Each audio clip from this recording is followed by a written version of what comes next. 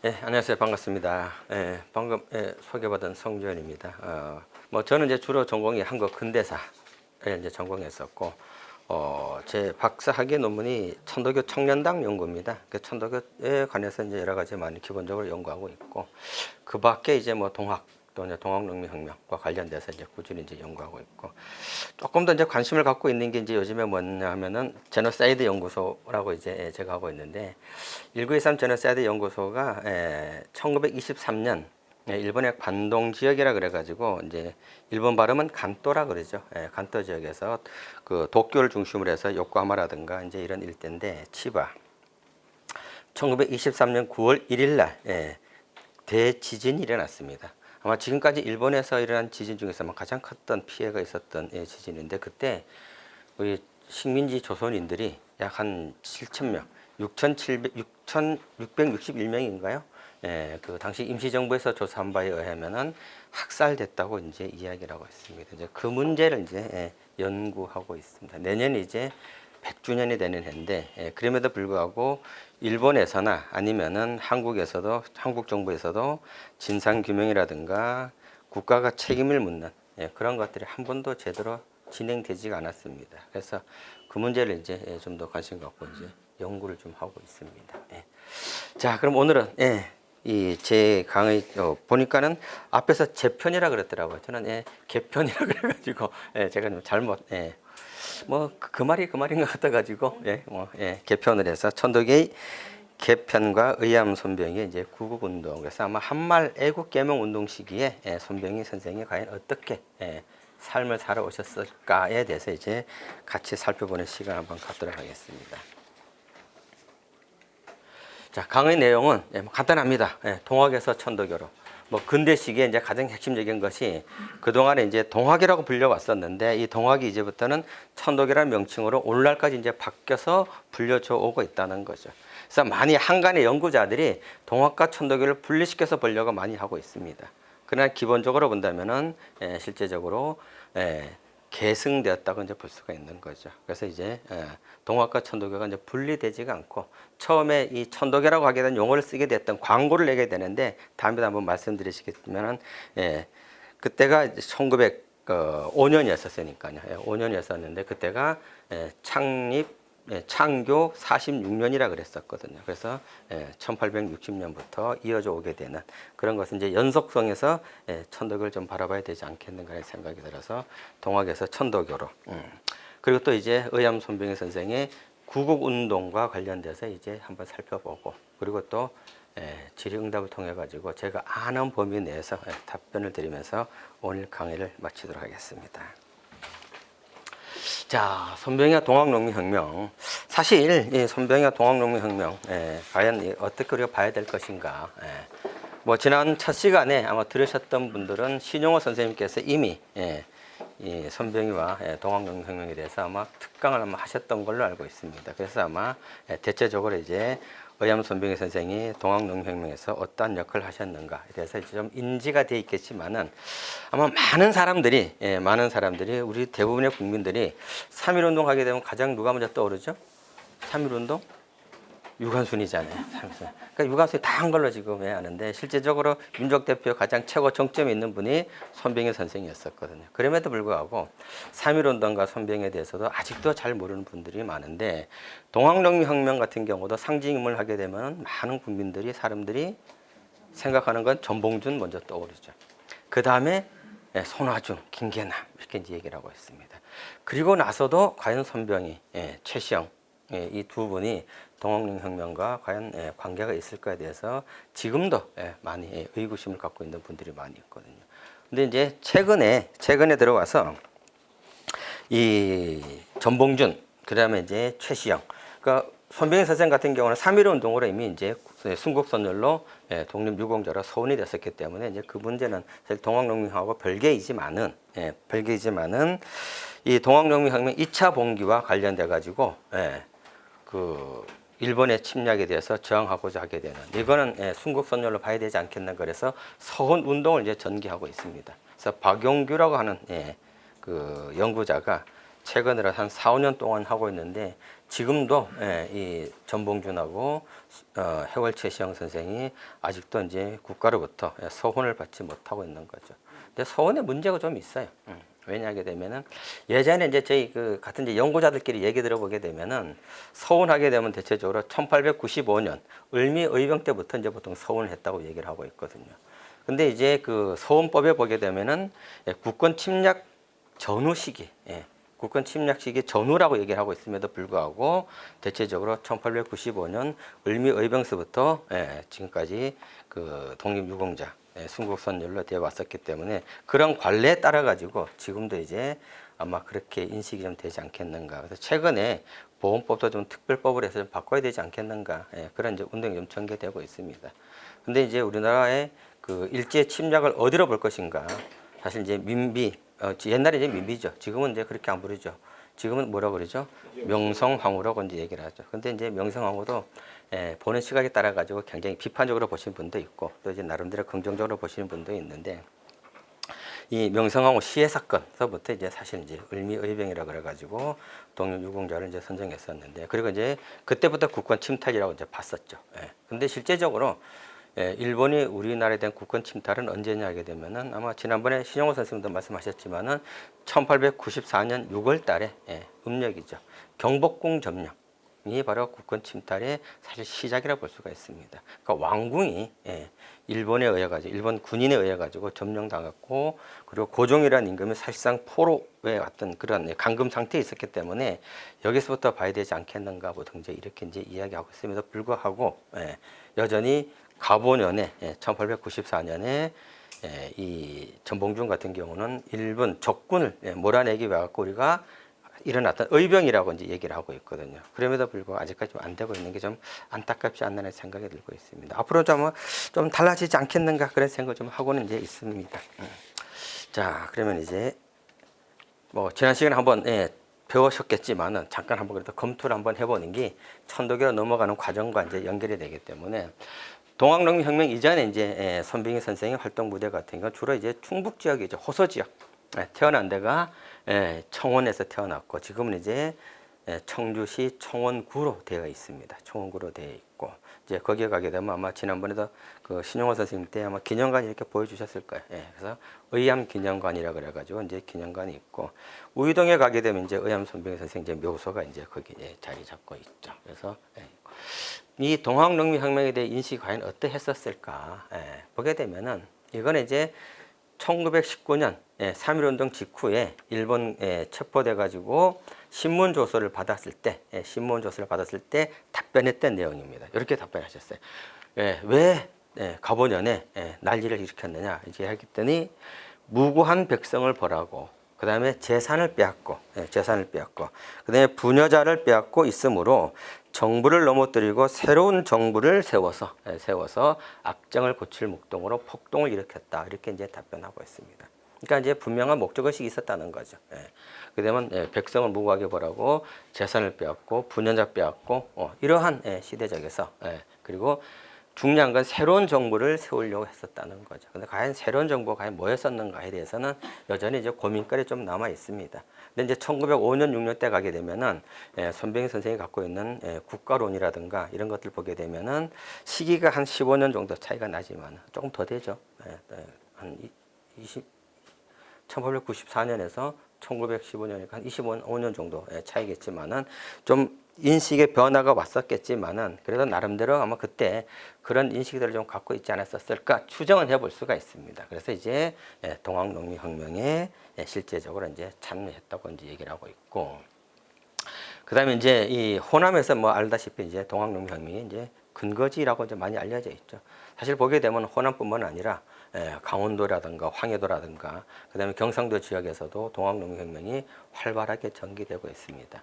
황해도 지역 같은 경우 가장 대표적인 인물을 저희들이 잘 아는 인물이죠. 김구 선생이라고 팔봉적들어서 해주성을 점령하는데 가장 선봉대 역할을 했던 분이 이제 김구 선생이었었죠. 그래서 이제 다양한 지역에서 이제 일어나게 동학농민혁명이 전개됐었는데 특히 이제 호남에서 일어났을 때 동학교단에 보게 되면 모든 조직이 보게 되면 기본적으로 온건파와 강건파가 있게 마련입니다. 근데 이제 호남 지역에 있던 동학 조직 같은 경우는 조금 더 강경파에 속했다 볼 수가 있겠고, 그다음에 이제 호소 지역 최시영이라든가 손병희 선생이라든가 이런 분들 같은 경우 좀 더 온건적, 그러니까 종교적 성격이 조금 더 강했던 지역이라 볼 수가 있겠고, 전봉준, 김계는, 손화정, 호남 지역 같은 경우는 사회개혁 쪽에 조금 더 관심이 많았던 그런 흐름이라고 볼 수가 있는 거죠. 그래서 이제 호남에서 이제 먼저 일어나게 되니까 이 호소 지역에 있던 온건파 계통 쪽에서는 여기에 대해서 긍정적으로 받아들이지 않죠. 그래서 이제 남벌론이 이제 나오게 되고 있습니다. 그래서 이제 호남의 동학군들을 갖다 이제 좀 이렇게 뭐라 할까, 진정을 좀 시켜야 되지 않겠는가, 이제 이렇게 본 거죠. 근데 이제 오지영이라고 하게 되는 동학사를 지은 오지영 같은 경우는 호남에서 호소 지역의 해월 최시영 선생을 찾아옵니다. 와갖고 이제 남북 쪽의 연합을 이제 성사시키기 위해서 이제 파견돼서 이제 오게 되죠. 그때 남쪽에서 우리가 이렇게 났으니까 같이 한번 해야 되지 않겠는가, 이렇게 설득을 하는데, 당시 그 호소 지역의 온건파 지도부에서는 아무도 찬성을 안 했습니다. 침묵하고 있을 때 유일하게 이 손병희 선생이 같이 참여해야 된다고 주장을 하게 되는 거죠.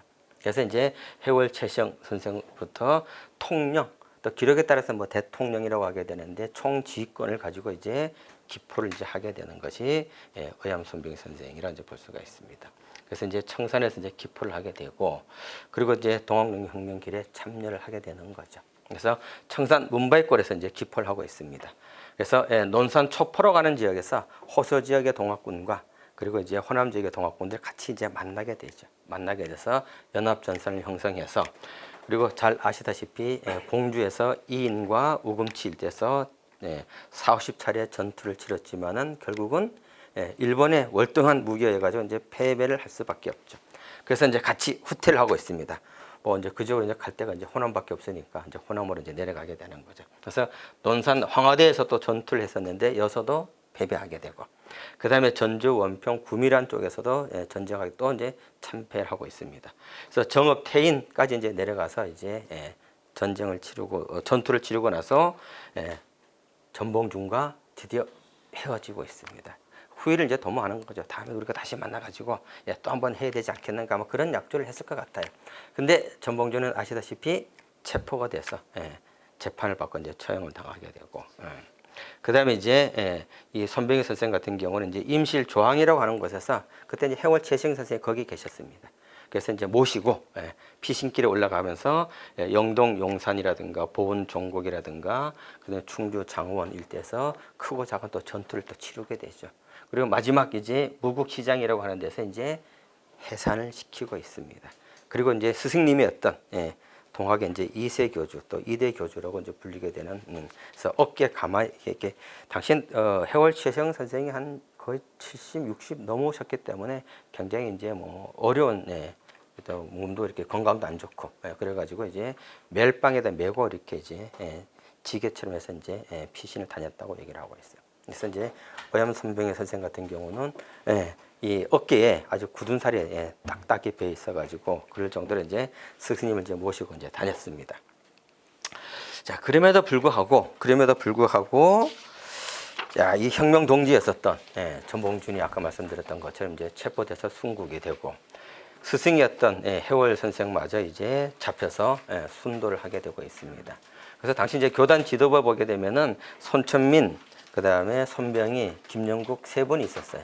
세 분이 있었는데 손천민도 잡혀 들어가고 김영국도 잡혀 들어가고 있습니다. 그래서 유일하게 남았던 분이 이제 의암 손병희 선생이라 볼 수가 있어요. 이분마저 잡힌다 그러면은 사실 당시 동학이라는 것이 상당히 위험한 지경에 이를 수밖에 없는데, 이 상황에서 이제 넘어가야 되네요.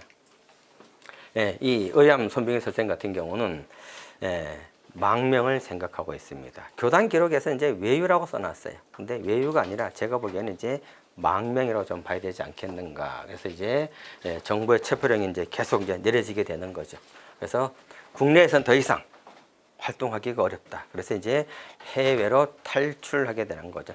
처음에는 이제 미국을 가려고 했었습니다. 미국을 가려고 이제 했었는데 뭐 여러 가지 이제 자금이라든가 그 다음에 이제 배표 구하는 것도 쉽지 않았고, 당시 이제 그 시기에 보면 이제 이미 이제 일본의 영향권에 많이 들어가 있었기 때문에 그래서 미국 가는 건 이제 포기를 하게 되는 거죠.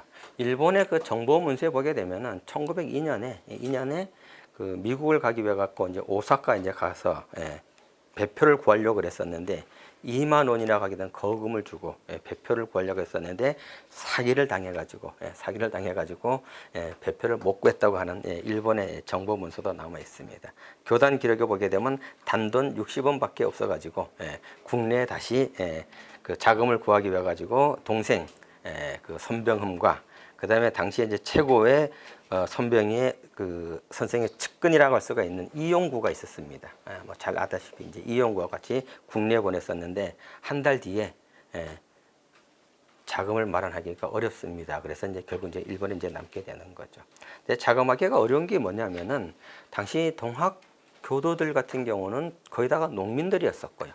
그리고 또 동학농민혁명에 참여했었기 때문에 피신들을 많이 다녔기 때문에 사실 경제적으로 여유 있는 사람들이 이제 없었다 볼 수가 있습니다. 그래서 초기에 미국을 간다 그래가지고 아까도 이제 2만 원을 갖다 표를 구하려다 사기 당했었지만은 그럴 정도로 이제 자금을 이제 냈었는데 자금이 없다고 다시 또 국내 가가지고 자금을 마련한다는 게 쉽지가 않았던 것 같아요. 그래서 이제 미국 가는 건 이제 포기했었는데 아마 이제 미국에 가려고 했던 것은 당시 독립협회의 역할이 크지 않나 생각이 들어요.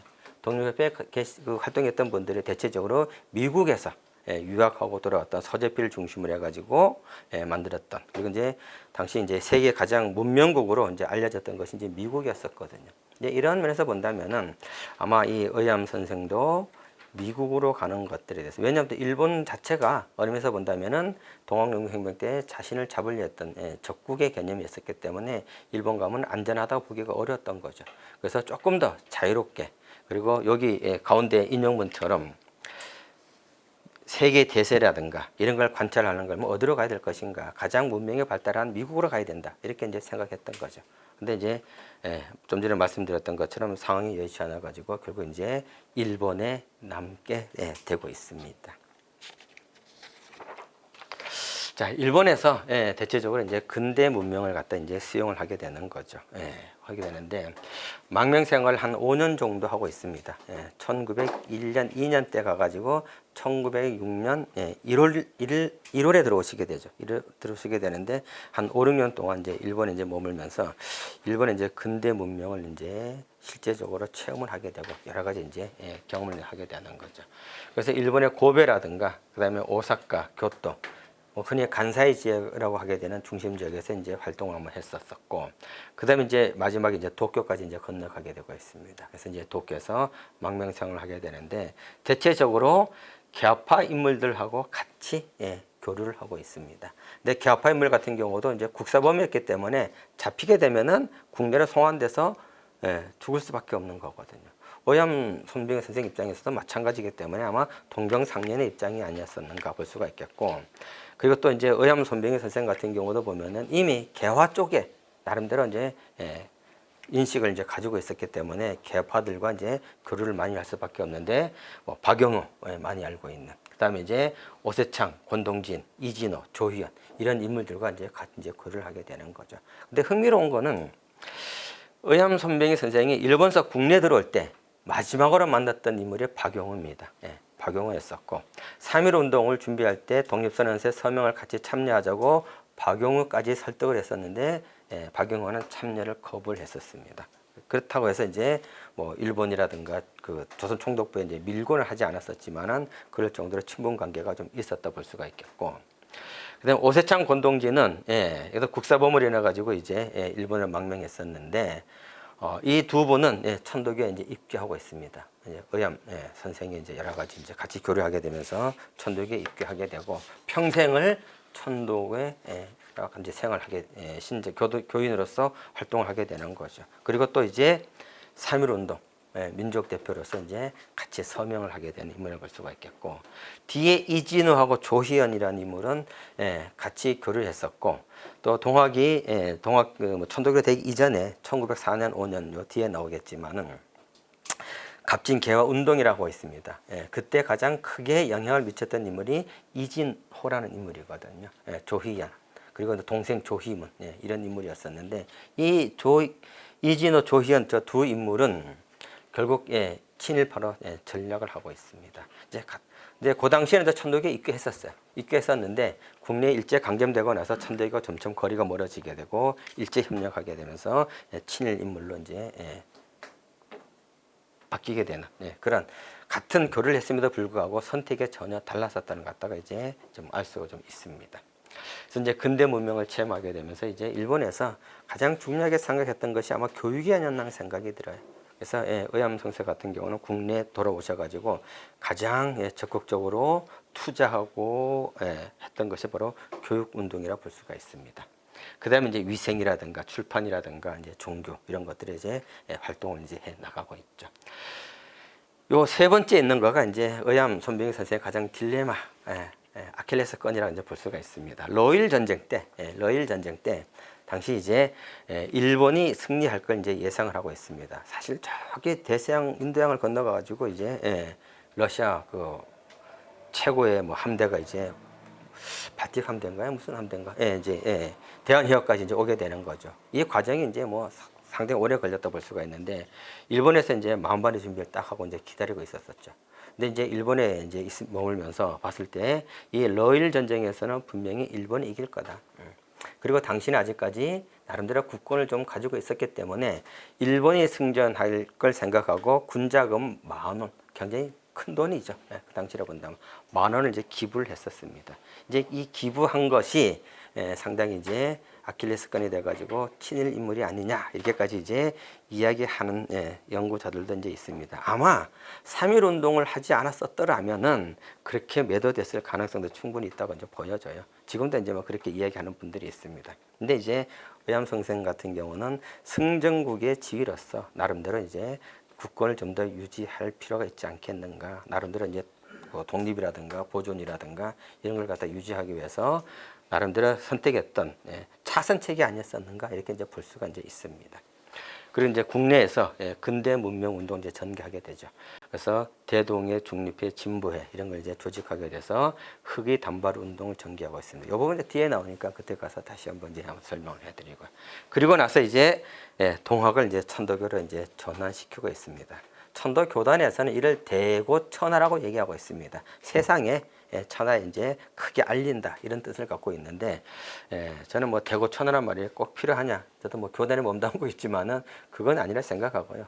종교 명칭은 이제 천도교로 이제 바뀌고 있습니다.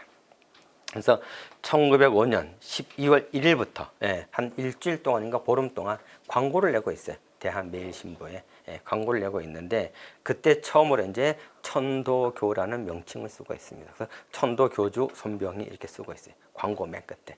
근데 그 내용을 보게 되면은 동학의 천도교로 이렇게 전환됐다는 얘기가 아니라 근대 종교를 봤더니 일본에 가서 전부 다 뭐가 있었냐면 교당이 있었다는 거예요.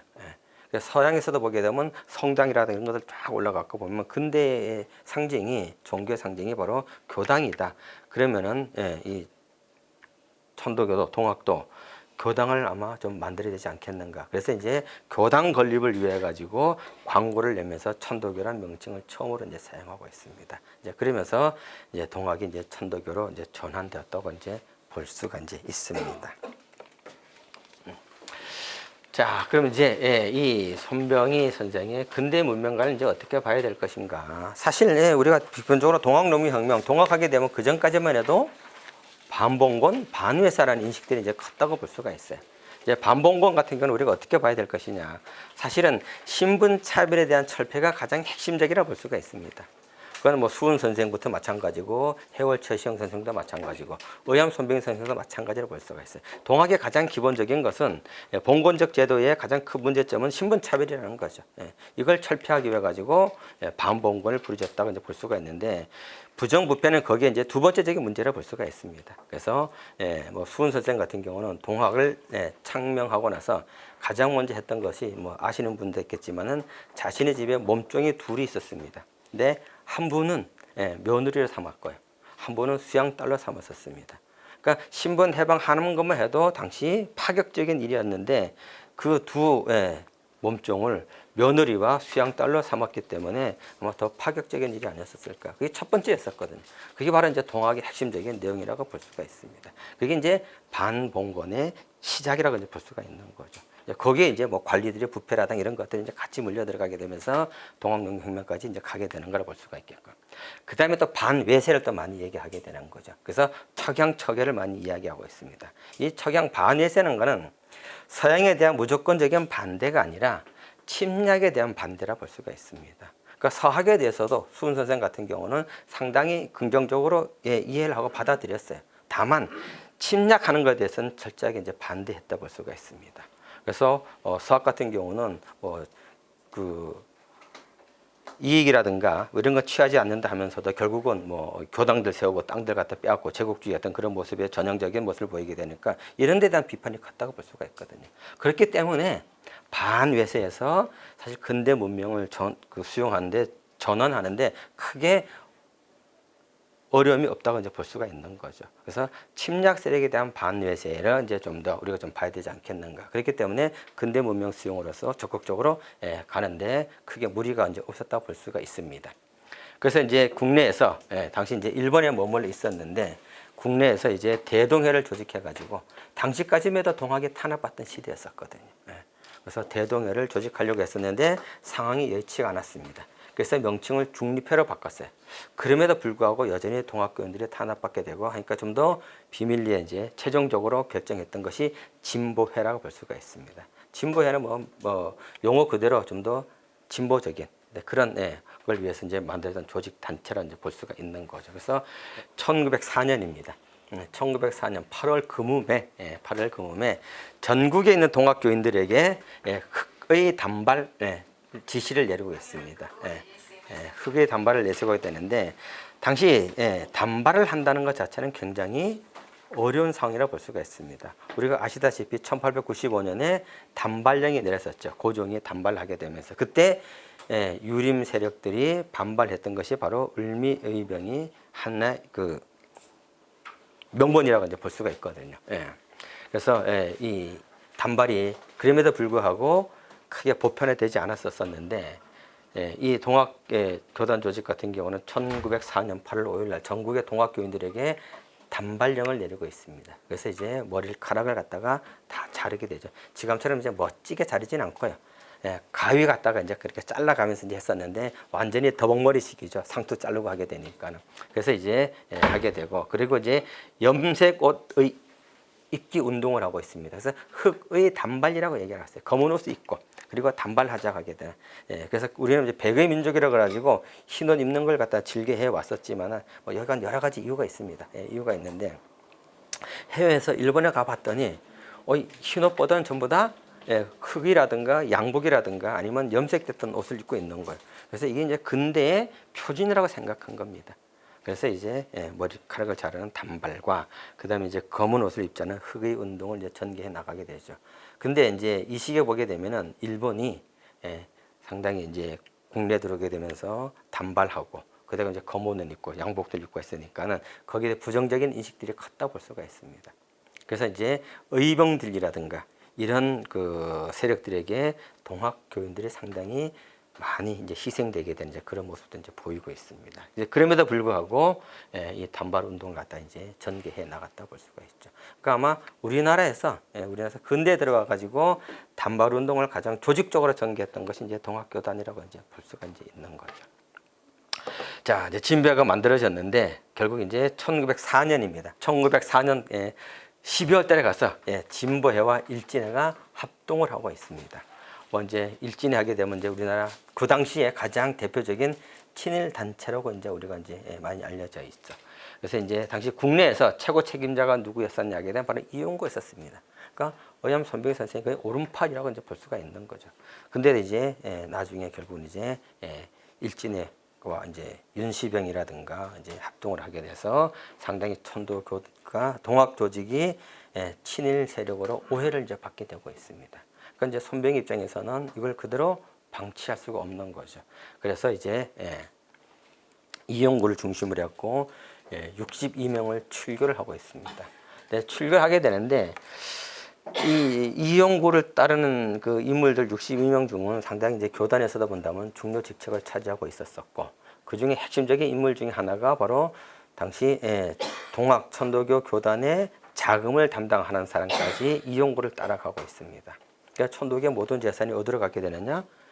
이용구 쪽으로 가게 된 거예요. 이제 이용구는 이제 그걸 가지고 뭘 만드냐? 잘 아시다시피 시청교를 갖다 이제 따로 이제 만들고 이제 있는 거죠. 그러니까 천도교는 이제 뭐 돈이 하나도 없는 거지 집단이 되었다 볼 수가 있는 거죠. 그래서 이제 천도교에서 시작한 것이 성미 제도를 갖다 만들고 있습니다. 뭐 원래 또 경제적으로 여유 있는 뭐 다들 여유가 없는 농민들이었었기 때문에 그래서 이제 그 집에서 아침 밥할 때마다 쌀을 갖다 식구수만큼 한 숟가락을 덜어 가지고 6명이면 6명 덜고 이걸 이제 한 달 모으고 있습니다. 모아 가지고 이제 그 각 지방에 있는 교구에 바치게 되면은 교구에서 이제 얼마 정도 교구 자금으로 쓰고 나머지 이제 중앙에 올려 가지고 중앙 총부에서 이제 썼던 그런 기록들이 이제 남아 있습니다. 그래서 흥미로운 것이 임천택이라 하는 분은 혹시 아신지 모르겠어요. 쿠바에 있었던 독립운동가 임천택이라는 분이 계시는데 그분 기록이라든가 그 증언 자료를 보게 되면은 1930년대에도 성미를 떴다고 얘기를 하고 있습니다. 그래서 그걸 가지고 상해 임시정부 독립자금을 갖다가 지원했다고 하게 된 기록이 지금도 남아 있습니다. 그럴 정도로 천도교는 이제 성미제도가 이제 일제 강점기 때까지 철저했다고 볼 수가 있겠고 지금은 뭐 그렇지가 않습니다. 지금 이제 현금으로 다 이제 전환해서 내고 있지만은 그리고 또 쌀만 먹는 게 아니고 다른 것도 이렇게 주식으로 쓰고 있기 때문에 이제 현금화 시켜 나가고 있습니다. 그래서 이제 이 시청교가 이제 만들어지게 돼서 친일 종교 단체로 전락했다 볼 수가 있겠고 이 시청교 같은 경우는 이 이용구의 아들이 1930년대 가게 되면 대동일진회를 만들고 있어요. 그래서 마지막까지 일제 협력했던 단체라 볼 수가 있습니다. 이제 이용구 같은 경우는 마지막 죽기 전에 자기는 일본에 이용당했다고 이제 후회를 하게 되는 그런 유언을 남겼다고 얘기를 하고 있습니다. 그런데 이미 늦은 시간이라 이제 볼 수가 있는 거죠. 이용구도 사실은 이제 일제 강점되고 나서 자작이라든가 남작을 받으려고 원했었는데 이용구는 안 됐습니다. 근데 같이 시청기를 했던 인물 중에 송병준이라고 아시죠? 송병준은 자작인가 뭔가 받아서 자기를 받았어요. 근데 이용구도 자기를 받고 싶었었는데 왜? 농민 출신에다가 신분 상승을 한번 하고 싶었어요. 근데 결국은 평민 출신이었기 때문에 자기를 못 받았습니다. 그래서 이제 아마 막판에 가서 자기는 이용당하지 않았었을까 이렇게 아마 후회를 하지 않았었을까 이제 그렇게 볼 수가 있습니다. 자, 이 의암 선생이 이제 국민국가론 일본에 가가지고 여러 가지 이제 근대 사회를 경험하게 되면서 나름대로 이제 국가는 어떻게 해야 될 것인가 이런 걸 갖다 아마 많이 관심 가지고 그랬던 것 같아요. 그래서 이제 일본 망명 중에 준비 시대라고 하게 되는 책을 쓰고 있습니다. 분량은 많지가 않습니다. 분량은 많지 않는데 이 준비 시대를 보게 되면은 손병희 선생이 가지고 있는 이 국가 운영에 대해서 어떻게 할 것인가 갖다가 아주 간단하면서도 정리가 잘 되어 있는 책이라고 볼 수가 있습니다. 이제 앞에 서문 쪽에서 보게 되면 한국의 역사를 이렇게 쭉 정리해놨어요. 정리해놨는데 간단하게 정리되어 있습니다. 그리고 이제 뒤쪽에 가게 되면은 향자치라고 했습니다. 자치제도를 그러니까 그 당시에 자치제도를 이미 생각했었고 그래서 향자치라 그래가지고 향자만 빼면은 이제 국가 운영을 대해서 할 수가 있는 그러한 내용을 담고 있는 책이 바로 이 준비시대라 볼 수가 있습니다. 그래서 이 준비시대 서문에 보게 되면 역사인식이 아주 흥미롭다 볼 수가 있어요. 그러니까 우리나라의 역사는 어디서부터 시작되느냐? 단군서부터 시작됐다고 얘기를 하고 있습니다. 사실 조선시대에 들어오게 되면 단군에 대한 인식들이 굉장히 희박해져 가고 있고 오히려 누가 더 기자에 대해서 더 숭배하는 그런 조선시대 특히 후기까지 이어져 왔다 볼 수가 있는데 이 손병희 선생 같은 경우는 우리나라 역사의 시원은 어디냐 단군이라고 이제 이야기하고 있고 기자에 대해서 상당히 이제 비판적 인식을 이제 가지고 있습니다. 그래서 기자에 대해서 이렇게 얘기하고 있어요. 기자는 타국으로 비록 팔조법금의 정치나 문화와 교육으로 다소 도움은 되었으나 책봉을 받고 스스로 굴복함에 치욕함을 충분히 씻지 못했고 버드나무의 씨를 뿌려 스스로 약해져 소실됨을 충분히 보상하지 못했으니 칭찬할 거가 뭐가 있겠는가. 그래서 기자 조선에 대해서 상당히 비판적 인식을 이제 가지고 있는 그런 모습을 이제 볼 수가 있습니다. 그러니까 나무는 어떤 나무를 심어야 되느냐? 소나무라든가 이런 걸 심어야 되는데 흐느적하게 된 포도나무를 심었기 때문에 이제 그런 의미가 담겨 있지 않겠는가 이제 생각해 볼 수가 있습니다. 뭐 국가 인식도 보게 되면은 그 내용을 보게 되면 이런 것들이 있습니다. 군비를 확고히 세워서 변방을 강화하며, 그래서 국방력이 일단 가장 중요하다고 이제 볼 수가 있는 거죠. 그리고 문화와 교육을 닦음으로써 소원한 사람을 품는다. 그래서 교육을 제대로 받지 못하고 차별받던 사람들을 교육과 문화로서 포용해야 된다고 하는 그런 생각을 가지고 있고요. 그 다음에 생산을 늘리는 것과 산업을 일으키는 것에 힘써서 무역과 교역의 길을 열고, 그래서 이 생산, 뭐 조선시대 같은 경우는 이 생산에 대해서 굉장히 좀 뭘까 이렇게 하대하는 듯한, 그래서 상농공상에서 신분제도도 보게 되면은 선비들만 공부하는 사람만 대접받게 됐지만은, 의암 선생 같은 경우는 생산, 경제적인 면에서 상당히 인식을 조금 더 중요하지 않았었을까 이렇게 판단해 볼 수가 있습니다. 그리고 해외 교육도 이제 중요하게 생각했다 볼 수가 있겠고요. 그리고 학술과 공예에는 만국의 넓이로 널리 구하여 우리의 부족한 바가 충실한 연후에야 각축의 장에 설 수가 있고 열등하여 패배한 굴욕을 가히 면할 수가 있다. 그래서 어림에서 본다면 당시 애국개몽 운동이 가지고 있었던 사상과 거의 일치한다고 볼 수가 있습니다. 그래서 이제 이 애국개몽 운동에 이제 적극적으로 이제 나서게 되는 거죠. 이제 이 애국개몽 운동 같은 경우는 뭐 일제 강점기 시대 때 오게 되면은 뭐 아시겠지만은 실력 양성이라고 보통 이제 이야기를 많이 하게 되죠. 그래서 우리가 실력을 먼저 기르고 그리고 이제 독립을 해야 된다는 이제 그런 인식이, 사실 애국개몽 시대 때는 이제 애국개몽 운동론이라고 보통 이제 이야기를 좀 많이 하고 있습니다. 뭐 지금 나라가 어렵지만은 어떻게 보존할 것인가. 그래서 실력을 먼저 갖춰야 된다. 이제 의병 같은 경우 조금 더 다르죠. 의병 같은 경우는 실제로 싸워서, 지금 비록 열세지만 싸워서 나라를 지켜야 된다고 하는 것과 약간 좀 다르지만은 기본적인 목적은 그래도 국권을 회복하고 유지하고자 하게 되는 그런 목적은 이제 동일하다 볼 수가 있습니다. 근데 의암 선생 같은 경우는 대체적으로 애국개몽 운동과 같은 그런 인식을 가지고 있었다고 이제 볼 수가 이제 있는 거죠. 그 다음에 이제 이 국민국가론에 대해서 이 준비 시대에 보게 되면 짤막짤막하게 이제 전개가 되어 있는데, 보게 되면 이제 이런 내용들이 좀 들어가 있습니다. 이 민에 대한 인식이 상당히 굉장히 조금 왜냐하게 되면은 동학 자체가 농민들로 구성되어 있었고, 그리고 민의 입장이었었기 때문에 아마 민에 대한 인식들이 조금 더 강화되지 않았었을까 그렇게 이제 생각해 볼 수가 있는 거죠. 그래서 국가는 개인이 아닌 민이 공유하는 것이라고 얘기를 하고 있습니다. 보통 뭐 조선 시대 같은 경우는, 그리고 중세 시대 서양도 보게 되면 짐은 곧 뭐죠? 국가다 하는 식으로 그런 인식을 이제 가지고 있었습니다. 조선 시대도 마찬가지로 볼 수가 있죠. 나라는 누구 거다? 백성의 것이 아니고 사실 국왕의 것이라 이제 볼 수가 있는 거죠. 우리가 민유방본이라고 이야기하고 있지만은 사실 민유방본은 명분적인 논의라고 이제 볼 수가 있습니다. 그런 면에서 우리가 민유방본을 어떻게 해석해야 될 것이냐는 나름대로 이제 뭐 다른 차이점이 있지만은 그래도 나라의 주인하게 되면 왕이라고 하게 되는 그런 면에서 이제는 민으로 바뀌어야 된다는 이런 인식을 철저하게 좀 했다고 이제 볼 수가 있는 거죠. 그렇기 때문에 아까 말씀드렸듯이 동학 농민혁명 때 민이 중심이 돼야 되게 되는 이런 인식들의 연장선이 아닌가 생각해 볼 수가 있습니다. 그래서 국가의 근본은 바로 이제 백성이라고 하게 되는, 지금으로 보게 되면 이제 국민 뭐 이렇게 이제 볼 수가 있는 거죠. 지금도 선거 때만 되면 가장 뭐 많이 팔죠? 국민을 많이 팔잖아요. 똑같은 그런 걸 볼 수가 있습니다. 그리고 이제 이 백성들의 민의 저항을 긍정적으로 인식하고 있습니다. 긍정적으로 인식하고 있는데 다만 뒤에 보시게 되면은 여기 있잖아, 뒤쪽에 있네. 다음 장인가?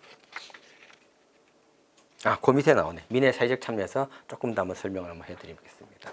그래서 긍정적으로 이제 인식을 하고 있는데, 이제 같이 한번 보게 되면은 민의 사회적 참여를 갖다가 이제 적극적으로 이제 권장을 하고 있는데, 여기 보게 되면 국민이 천의 공론으로 마땅히 그 죄를 알리고, 그러니까 잘못됐을 때, 이 관리들이 잘못됐을 때는 국민의 천의 공론으로 마땅히 그 죄를 알리고 공격해서 권리의 주요 관료에까지 도달하도록 하여 벌함과 내침을 소원하는 것이 옳다고 얘기를 하고 있습니다. 그런데 방법론에 있어서는 폭력 일으키는 걸 좀 반대를 하고 있습니다. 폭력 일으키는 것. 아마 이거는 동학농민혁명의 경험이 아닌가 하는 생각이 들고 있어요. 그러면서 본다면 이제 조금 더 근대적인 방법을 통해 가지고 어떤 민의 어떤 사회적 참여를 갖다가 적극적으로 강조하지 않았었을까 이렇게 이제 볼 수가 있습니다. 오늘날 사실 근대 민주주의와 같은 그런 인식을 갖고 있었던 것이 바로 의암 손병희 선생의 민에 대한 인식이라 이제 볼 수가 이제 있는 거죠. 그리고 또 이제 교육에 대한 인식이 굉장히 컸었습니다. 처음에 뭐 모두에도 말씀드렸듯이 일본에서 국내로 환국하고 나서 가장 먼저 했던 것 중에 하나가 학교 지원 사업이었다 볼 수가 있거든요. 이제 뒤에 한번 말씀을 드리겠지만, 그래서 교육에 대해서 굉장히 인식을 많이 했었고, 실제적으로 일본에 망명 생활을 하게 되면서 국내에서 40여 명의 천도교 동학교인대 자제를 갖다가 일본에 유학을 시키고 있습니다. 그래서 교토에서 유학시키고, 그다음에 이제 도쿄까지 이제 가게 되고, 이제 그런데 그 중에 이제 가장 그 흥미로운 인물 중에 하나가 이제 이광수라고 있습니다. 이광수 같은 경우도 1900년대 4년 그때 천도 교단에서 파견됐던 유학생 중에 하나였다고 이제 볼 수가 있습니다. 나중에 이제 친일을 좀 해서 이제 좀 그렇긴 하지만은 당시 이제 교육에 대해서 굉장히 이제 특히 이제 근대 교육에 대해서 많이 관심을 가졌다고 이제 볼 수가 이제 있는 거죠. 그래서 이 의무 교육을 많이 강조하고 있습니다. 8세 이상이 되면 반드시 의무 교육을 실시해야 된다고 얘기를 하고 있습니다. 이 천도교가 당시 이제 그 기관지로서 만세벌을 발행하고 있습니다. 이제 뒤에도 이제 좀 언론에서 조금 말씀드리겠지만은 만세벌을 발행하게 되는데 그 흔히 지금 사설이라고 보통 얘기를 많이 하죠. 당시에 이제 논설이라고 이제 많이 이제 하게 되는데 거기에 보게 되면 교육과 관련돼서 의무 교육을 굉장히 강조하는 글들을 많이 이제 싣고 있습니다. 그리고 또 위생과 관련된 것도 상당히 많이 보급하려고 했던 그런 모습 이제 볼 수가 있습니다. 그리고 이제 각종 교육기관을 이제 설립을 이야기하고 있는데 거기에 보게 되면은 저렇게 이야기하고 있어요. 소학교, 지금의 초등학교죠. 옛날에 이제 국민학교를 불렸지만은 소학교를 설립해서 의무교육을 해야 되고, 그 다음에 중학교, 고등학교도 설립해야 된다고 얘기를 하고 있습니다. 그리고 이제 대학도 만들어야 되고요. 대학도 고등교육이라고 할 수가 있는. 그리고 전문 기술을 양성할 수 있는 전문 학교를 갖다가 또 만들어야 되고, 그리고 군사학교, 그리고 가르치는 선생님을 양성하기 위한 사범학교도 만들어야 된다고 얘기를 하고 있습니다. 그래서 그 시기에 아마 이 일본에 있으면서 다양한 학교 제도를 갖다가 나름대로 파악을 하고 있었던 것 같아요. 그래서 이런 학교들을 갖다가 설립해야 된다고 하게 되는, 그리고 적극적으로 국가가 나서야 된다고 하게 되는 이야기를 이제 하고 있습니다.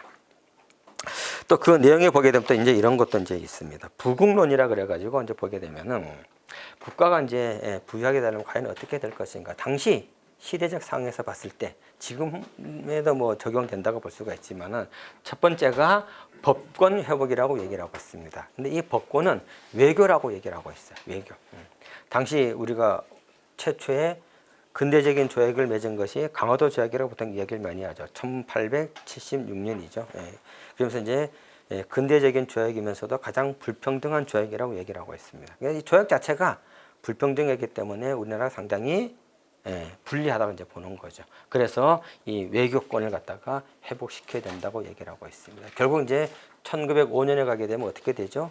을사 보호 조약이라고 보통 이야기 많이 하게 되죠. 근데 뭐 대체적으로 이제 을사늑약이라고 보통 이제 많이 이제 하게 되는 이 을사늑약을 통해 가지고 결국은 외교권을 이제 일본에 이제 빼앗기게 되는 거죠. 그런 면에서 이 외교를 뭐 일본을 비롯해서 미국, 영국, 프랑스 다른 나라들과 조약을 맺었는데 대체적으로 평등하지 못한 그런 관계였었기 때문에 이 외교권을 갖다가 회복해야 된다고 이제 첫 번째 이야기를 하고 있습니다. 그러니까 두 번째는 철도와 광산을 반환받아야 된다고 얘기를 하고 있습니다. 그러니까 이 당시 조선에 대한 경제권을 장악하기 위해 가지고 우리 나라 자체에서 조선 자체에서 철도 부설이라든가 광산을 개발을 해야 되는데 그 자금이 없으니까 결국 미국이라든가 일본이라든가 다른 나라에게 철도 부설권을 갖다가 넘겨주게 되는 거죠. 광산 채굴권도 다 넘겨주고 있습니다. 이거는 국내 산업 개발에서 가장 중요한 요소가 되기 때문에 이거를 반환받아야 된다고 얘기를 하고 있어요. 그럴 정도로 이 빼앗겼던 어떤 국부라든가 이런 걸 갖다가 되찾는데 적극적으로 이제 의견을 개진했다고 볼 수가 있겠고, 그다음 관세도 개정해야 된다고 얘기를 하고 있습니다. 뭐 외교, 특히 무역에 있어서도 본다면 조약을 체결해 가지고 불리한 관세 조약들이 사실 많았다고 볼 수가 있는데, 이 관세도 새롭게 개정을 해야 된다. 그래서 당시 이제 이 국부론과 관련돼 가지고 이런 세 가지를 갖다가 집중적으로 이제 언급하고 있는 그런 내용이 좀 담겨져 있는 것도 이제 살펴볼 수가 있습니다. 그러면서 본다면은 상당히 이 의암 선생이 가지고 있는 인식은 근대적인 인식들을 일본에서 머물면서 한 4, 5년 동안 머물렀었지만은 굉장히 다양한 접근을 통해 가지고 아마 확인 내재화 시키지 않았었을까 이제 볼 수가 있겠고, 그런 것들이 이제 국내에 들어와 가지고 실천적 사례로 이제 갖고 있습니다.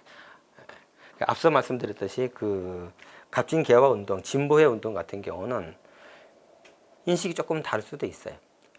근대 문명 개화 운동이라고 얘기하고 있지만은 일본에 가서 봤더니 사실 신도가 있습니다. 일본에 가게 되면 지금도 이제 뭐 있지만은 신도가 사실 국교적인 역할을 담당하고 있거든요. 그러니까 일본에 보게 되면 이 국교라는 신도가 있는데, 조선에서는 유교도 지금 쇠락해 가고 있고 불교도 지금 그렇고 하니까는 이 동학이 국교로서 자리매김을 해야 되지 않겠는가. 그래서 전개했던 것의 하나가 바로 아까 말씀드렸던 1904년 5년에 근대 문명화 운동이라고 볼 수가 있습니다. 그래서 전국 조직을 통해 갖고 이제 일어났다 볼 수가 있는데, 그래서 이제 보는 시각에 따라서 약간 이제 다르게 또 보는 면도 없지 않아 좀 있습니다. 자, 그다음에 이제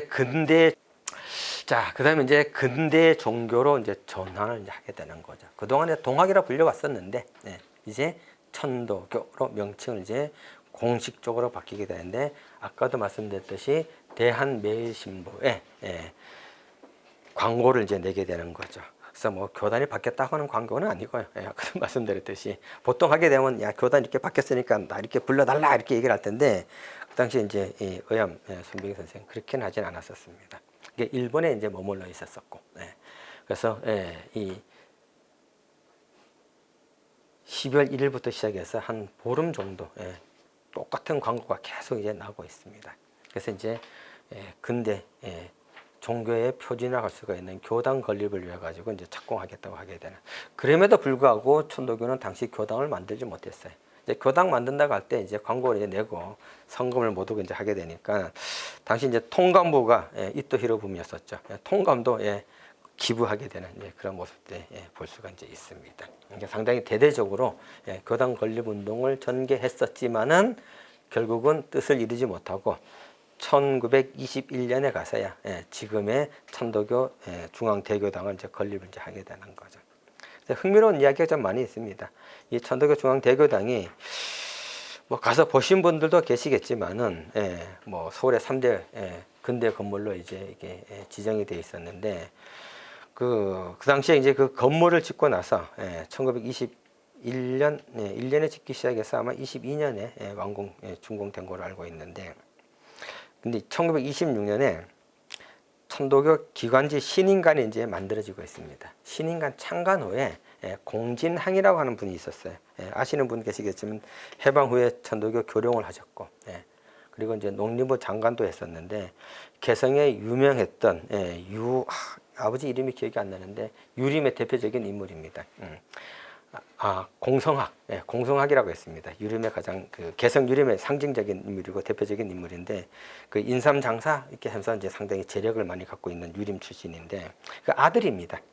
아들인데 이 아들은 천도교에 입교해가지고 당시 불란서에 유학 중이었습니다. 유학 중이었었는데 신인관 창건에 이제 이런 얘기를 쓰고 있죠. 천도교 중앙대교당을 봤더니 한국적인 냄새가 하나도 안 난다. 뭐 가보셨겠지만, 그 이제 바로코 양식에다가 조금 더 변형돼 가지고 제센 양식, 분리파 양식이라 그래 가지고 사실 서구 모델을 갖고 이제 있는데, 그 꼭대기에다 십자가 하나 달게 되면 그 교회지. 그 무슨 천도교 맛이 나냐. 이렇게 비판했던 분이 공진왕 선생입니다. 네, 뭐 아까 뭐 교당 얘기하다 이제 잠깐 빗나갔지만, 그래서 저도 지금 이제 아쉬운 게 이 천도교 대교당이 아마 그 당시에는 이제 근대라는 것 갖다 받아들였던 입장이었었기 때문에 아마 그리고 또 이 설계하셨던 분이 일본 사람입니다. 일본의 유명한 건축가라고 이제 볼 수가 있는데 나카무라 요헤이라고 하는 사람인데 일본에서도 우리나라의 중요한 근대 건축물은 나카무라 요헤이가 아마 많이 만들었어요. 많이 만들었고 일본에 30년대 건너가 가지고 일본에서도 상당히 이제 근대 건물을 설계했던 인물이라 볼 수가 있겠고 가끔 그 일본의 건축가들이 이제 한국에 오게 되면 나카무라 요헤이 그 건물들 이렇게 이제 답사 하고 있을 정도로 유명한 건축가라 볼 수가 있습니다. 아마 그런 것들 때문에 아마 좀 이렇게 이 유럽식의 바로코에다가 제센 양식을 아마 하지 않았었을까 이제 볼 수가 있습니다. 그리고 이제 1906년에 이제 기구를 하게 되죠. 기구를 하게 되면서 이제 천도교 중앙총부를 설립을 하고 있습니다. 천도교 중앙총부. 그리고 이제 천도교 대헌을 만들어요. 대헌을 만드는데 이제 우리가 이제 많이 오해하는 것들이 이제 있습니다. 천도교 중앙총부 하게 되니까 중앙집권제는 맞죠. 중앙집권제가 이제 맞죠. 그렇기 때문에 마치 선병이가 중앙집권제의 사실 왕처럼 국왕처럼 그렇게 뭐 천도교를 운영했던 걸로 많이 인식이 돼 있습니다. 근데 의암 선병희 선생은 절대 그렇지가 않았어요. 일본에서 근대 조직을 배워왔었기 때문에 천도교 중앙총부를 갖다가 만들고 나서 지방에 각 교구를 두고 있습니다. 교구를 두고 있는데 이 교구장을 선출하게 되는데 교구장은 어떻게 선출하느냐? 중앙 집권제 같으면 중앙에서 임명을 할 수가 있어요. 근데 임명을 하지 않습니다. 교인들이 직접 투표를 인해 가지고 교구장을 선출하고 있습니다. 그럴 정도로 철저하게 근대적 민주제도를 교단에 적용했다고 이제 볼 수가 있어요. 그래서 교인들이 투표에 의해서 교구장을 뽑고 그리고 또 뭘 만드냐게 되면 총인원을 만듭니다. 총인원. 여기 밑에 있습니다. 여기 총인원 제도, 의회 제도를 도입해 갖고 총인원을 갖다가 구성하고 있습니다. 오늘날 국회와 같은 예산과 그 다음에 결산 그리고 교단의 중요한 걸 갖다가 결정하게 되는 기관을 만들게 되는데 총인원을 만들고 있어요. 근데 총인원에 소속되는 지금 국회의원급이죠. 이런 사람들이 여기는 총인원입니다. 총인원. 이 총인원도 교인들의 투표로 선출했다 볼 수가 있어요. 총인원은 이제 뽑는데 교구장은 각 교구 단위로 이제 뽑지만은 총인원은 교구 단위로 뽑을 수가 없기 때문에 몇 개의 교구를 갖다가 이렇게 묻습니다. 지금 국회의원들이 이렇게 지역 권한을 이렇게 만들어 가지고 그 구역하는 것처럼 구역을 만들어 가지고 그 소속되어 있는 교인들이 투표해 가지고 총인원을 뽑고 있어요. 총인원이 이제 서울에 파견돼서 회의를 하게 되면은 지금처럼 뭐 하루 하는 거 아니라 한 일주일 동안 서울에 머물면서 회의를 하고 서로 논쟁도 하고 하면서 천도교를 이끌어 갔다고 볼 수가 있습니다. 그런 면에서는 이 천도교 중앙총부 같은 경우는 굉장히 민주적인 조직임에도 불구하고 이 중앙총부라는 타이틀 때문에 오히려 그렇게 평가를 받지 못하는 모습을 이제 볼 수가 있습니다. 그리고 이제 천도교 대헌을 갖다가 이제 공포를 하게 되는 거죠. 이 천도교 대헌. 이 천도교 대헌은 오늘날 그 국가로 보게 되면 헌법과 같은 조직입니다. 그래서 철저하게 규범의 법규에 의해 가지고 모든 천도교를 갖다가 운영해 나갔다 볼 수가 있습니다. 그래서 흔히 출교 뭐 이런 것 처벌할 때도 보게 되면 법규에 따라 가지고 그런 것들 당해 상벌 같은 경우도 철저하게 이제 그렇게 해왔다고 볼 수가 있거든요. 그래서 사실 그 당시에 보게 되면 가장 민주적인 조직 중에 하나가 천도교 조직이었다고 이제 볼 수가 있겠고 이제 그러면서 본다면은 사실 수훈 선생, 그래 해월 선생 그리고 이제 일본에 망명하기 전까지의 의암 선생의 천도교 조직을 본다면은 사실 사람을 중심으로 한 조직이었다고 이제 볼 수가 있는 거죠. 정점에 누가 있냐? 수훈 체주가 있었고, 그다음에 해월 있었고, 의암이 있었고, 그 밑에 이제 이렇게 내려가게 되는 그런 조직이었었는데, 이제는 인적 중심이 아니라 기관 중심으로 이제 바뀌어가게 탈바꿈하게 되는. 그래서 근대적인 종교 체제라 볼 수가 있습니다. 우리가 이제 정근대적인 종교와 근대적인 종교 하게 되면 제도가 과연 어떻게 갖춰져 있느냐 이러면서 좀 얘기하고 있는 거거든요. 그런 면에서 본다면은 기관 조직, 조직 중심으로서의 교단을 가면서 이제 근대 종교로서의 전환되었다고 이제 볼 수가 있는 거죠. 그러면서 이제 천도교의 종지를 확립해 갔다 볼 수가 있습니다. 뭐 아시다시피 수은체적 선생 댁에는 시천주라고 얘기하게 되는 거죠. 이제 천주, 예, 천도교단에서는 이제 한울림이라고 이제 이야기를 하고 있습니다. 한울림이라고 얘기하고 있고, 최근에 도올 김용옥이라고 하시는 분이 동경대전을 갖다 이제 써가지고, 근데 거기에 보게 되면 이제 한울림이라 쓰게 되면 안 된다. 한은님이라 써야 된다. 이제 이렇게 이제 얘기하고 있습니다. 왜냐하면 이제 이 언어의 변화, 우문의 변화에 따라 가지고 한울이라 쓰지 않고 한은님이라 쓰는 것이 맞지 않겠는가, 이제 그렇게 얘기하고 있는데, 천도교단에서 한울림이라고 쓰게 되는 건 나름대로 이제 철학적 체계라든가 고민을 하고 나서 이제 결정된 거라고 볼 수가 있습니다. 거기에 대해서 이제 뭐 교인들이 전체적으로 다 찬성하지는 않아요. 그럼에도 불구하고 조금 반대하는 일반 교인들도 있고, 이제 요즘에 김용옥 도올 선생이 이제 그 얘기를 하고 나니까 조금 더 적극적으로 이제 의견을 개진하게 되는 이제 교인도 많이 있는데, 이제 그 얘기를 하게 되면서 이제 이런 얘기를 좀 하더라고요. 천도교가 잘 안 되는 게 바로 한울림을 써서 그렇다. 한은님을 쓰지 않고. 그래서 잘 되려면 한은님을 써야 된다고 얘기하고 있는데, 역사적으로 보면 또 그것도 맞지도 않아요. 왜냐하면은 천도교가 가장 컸을 때가 보통 일제강점기 시대에 300만 교단이라 그랬었거든. 그때 한울림을 썼었어요. 그때가 20년대, 30년대, 40년대까지. 근데 그때 한울림 썼으면서 천도교가 가장 잘 되고, 가장 국내에서 큰 종교 단체였었는데, 해방 이후에 사실 뭐 좀 나쁜 말로 하면 좀 쪼그라들었고, 쪼그라들었고, 이제 좀 뭐 하면 이제 교회가 이제 약세가 이제 지금 이제 돼서 천도교 가는 사람한테 물어보게 되면은 천도교가 있는지 없는지도 모를 정도로 인식이 지금 안 돼 있었는데, 한 20년대 보게 되면은 천도교가 이제 워낙 많았었으니까 지나가는 꼬맹이들이 이제 앞에 이렇게 지나가다 마저 이렇게 오게 되는데, 저기 이제 지나가는 사람이 천도교인이다. 애들이 이제 그러고 이제 얘기를 지나갔다는 거예요. 그래서 제가 박다성이라고 하시는 분이 이제 글을 남겨놨는데, 이제 애들이 이제 앞에 오고 이제 이게 맞으면서 지나가는데 애들이 자기를 가리키면서 저 사람 천도교인이다 이제 얘기했다는 거예요. 아니, 박다성이 보기에는 자기는 이름도 안 달고 다니고 뭐 천도교라는 표시도 없는데 애들이 지나가면서 저 사람 천도교인이네 그러길래 데리고 물어봤답니다. 야, 내가 천도교인인지 어떻게 아느냐 그랬더니 척 보면 압니다. 천도교인. 그러면서 하는 얘기가 어떻게 아느냐 그랬더니, 천도교인은 옷고름을 안 하고 단추를 달았어요. 한복을 같이 입었다 하더라도 단추를 달았습니다. 그래서 당시 천도교인들은 이 옷고름 폐지하고 단추 다는 운동을 했었거든요. 근데 대부분 여기 이제 요렇게 해가지고 단추를 달아서 이제 입고 다녔기 때문에 이제 천도교인의 상징이었다 볼 수가 있습니다. 일제강점기 시대 때 보게 되면은. 그래서 이제 천도교인 표시가 날 정도로 이제 천도교인이 이제 많았었지만, 지금은 이제 뭐 사실 교세가 이제 약화돼가지고 이제 어려움이 좀 있습니다만, 뭐 하다 그렇게 됐죠. 수은, 천주, 그 도올 김용옥 얘기하다 그렇게 됐군요. 그래서 그건 뭐 제가 보기에는 이제 맞지는 않은 것 같은데, 과연 이제 교단이 저는 사회적 역할을 얼마큼 해야 되느냐, 저는 그게 중요하다는 생각이 들어요.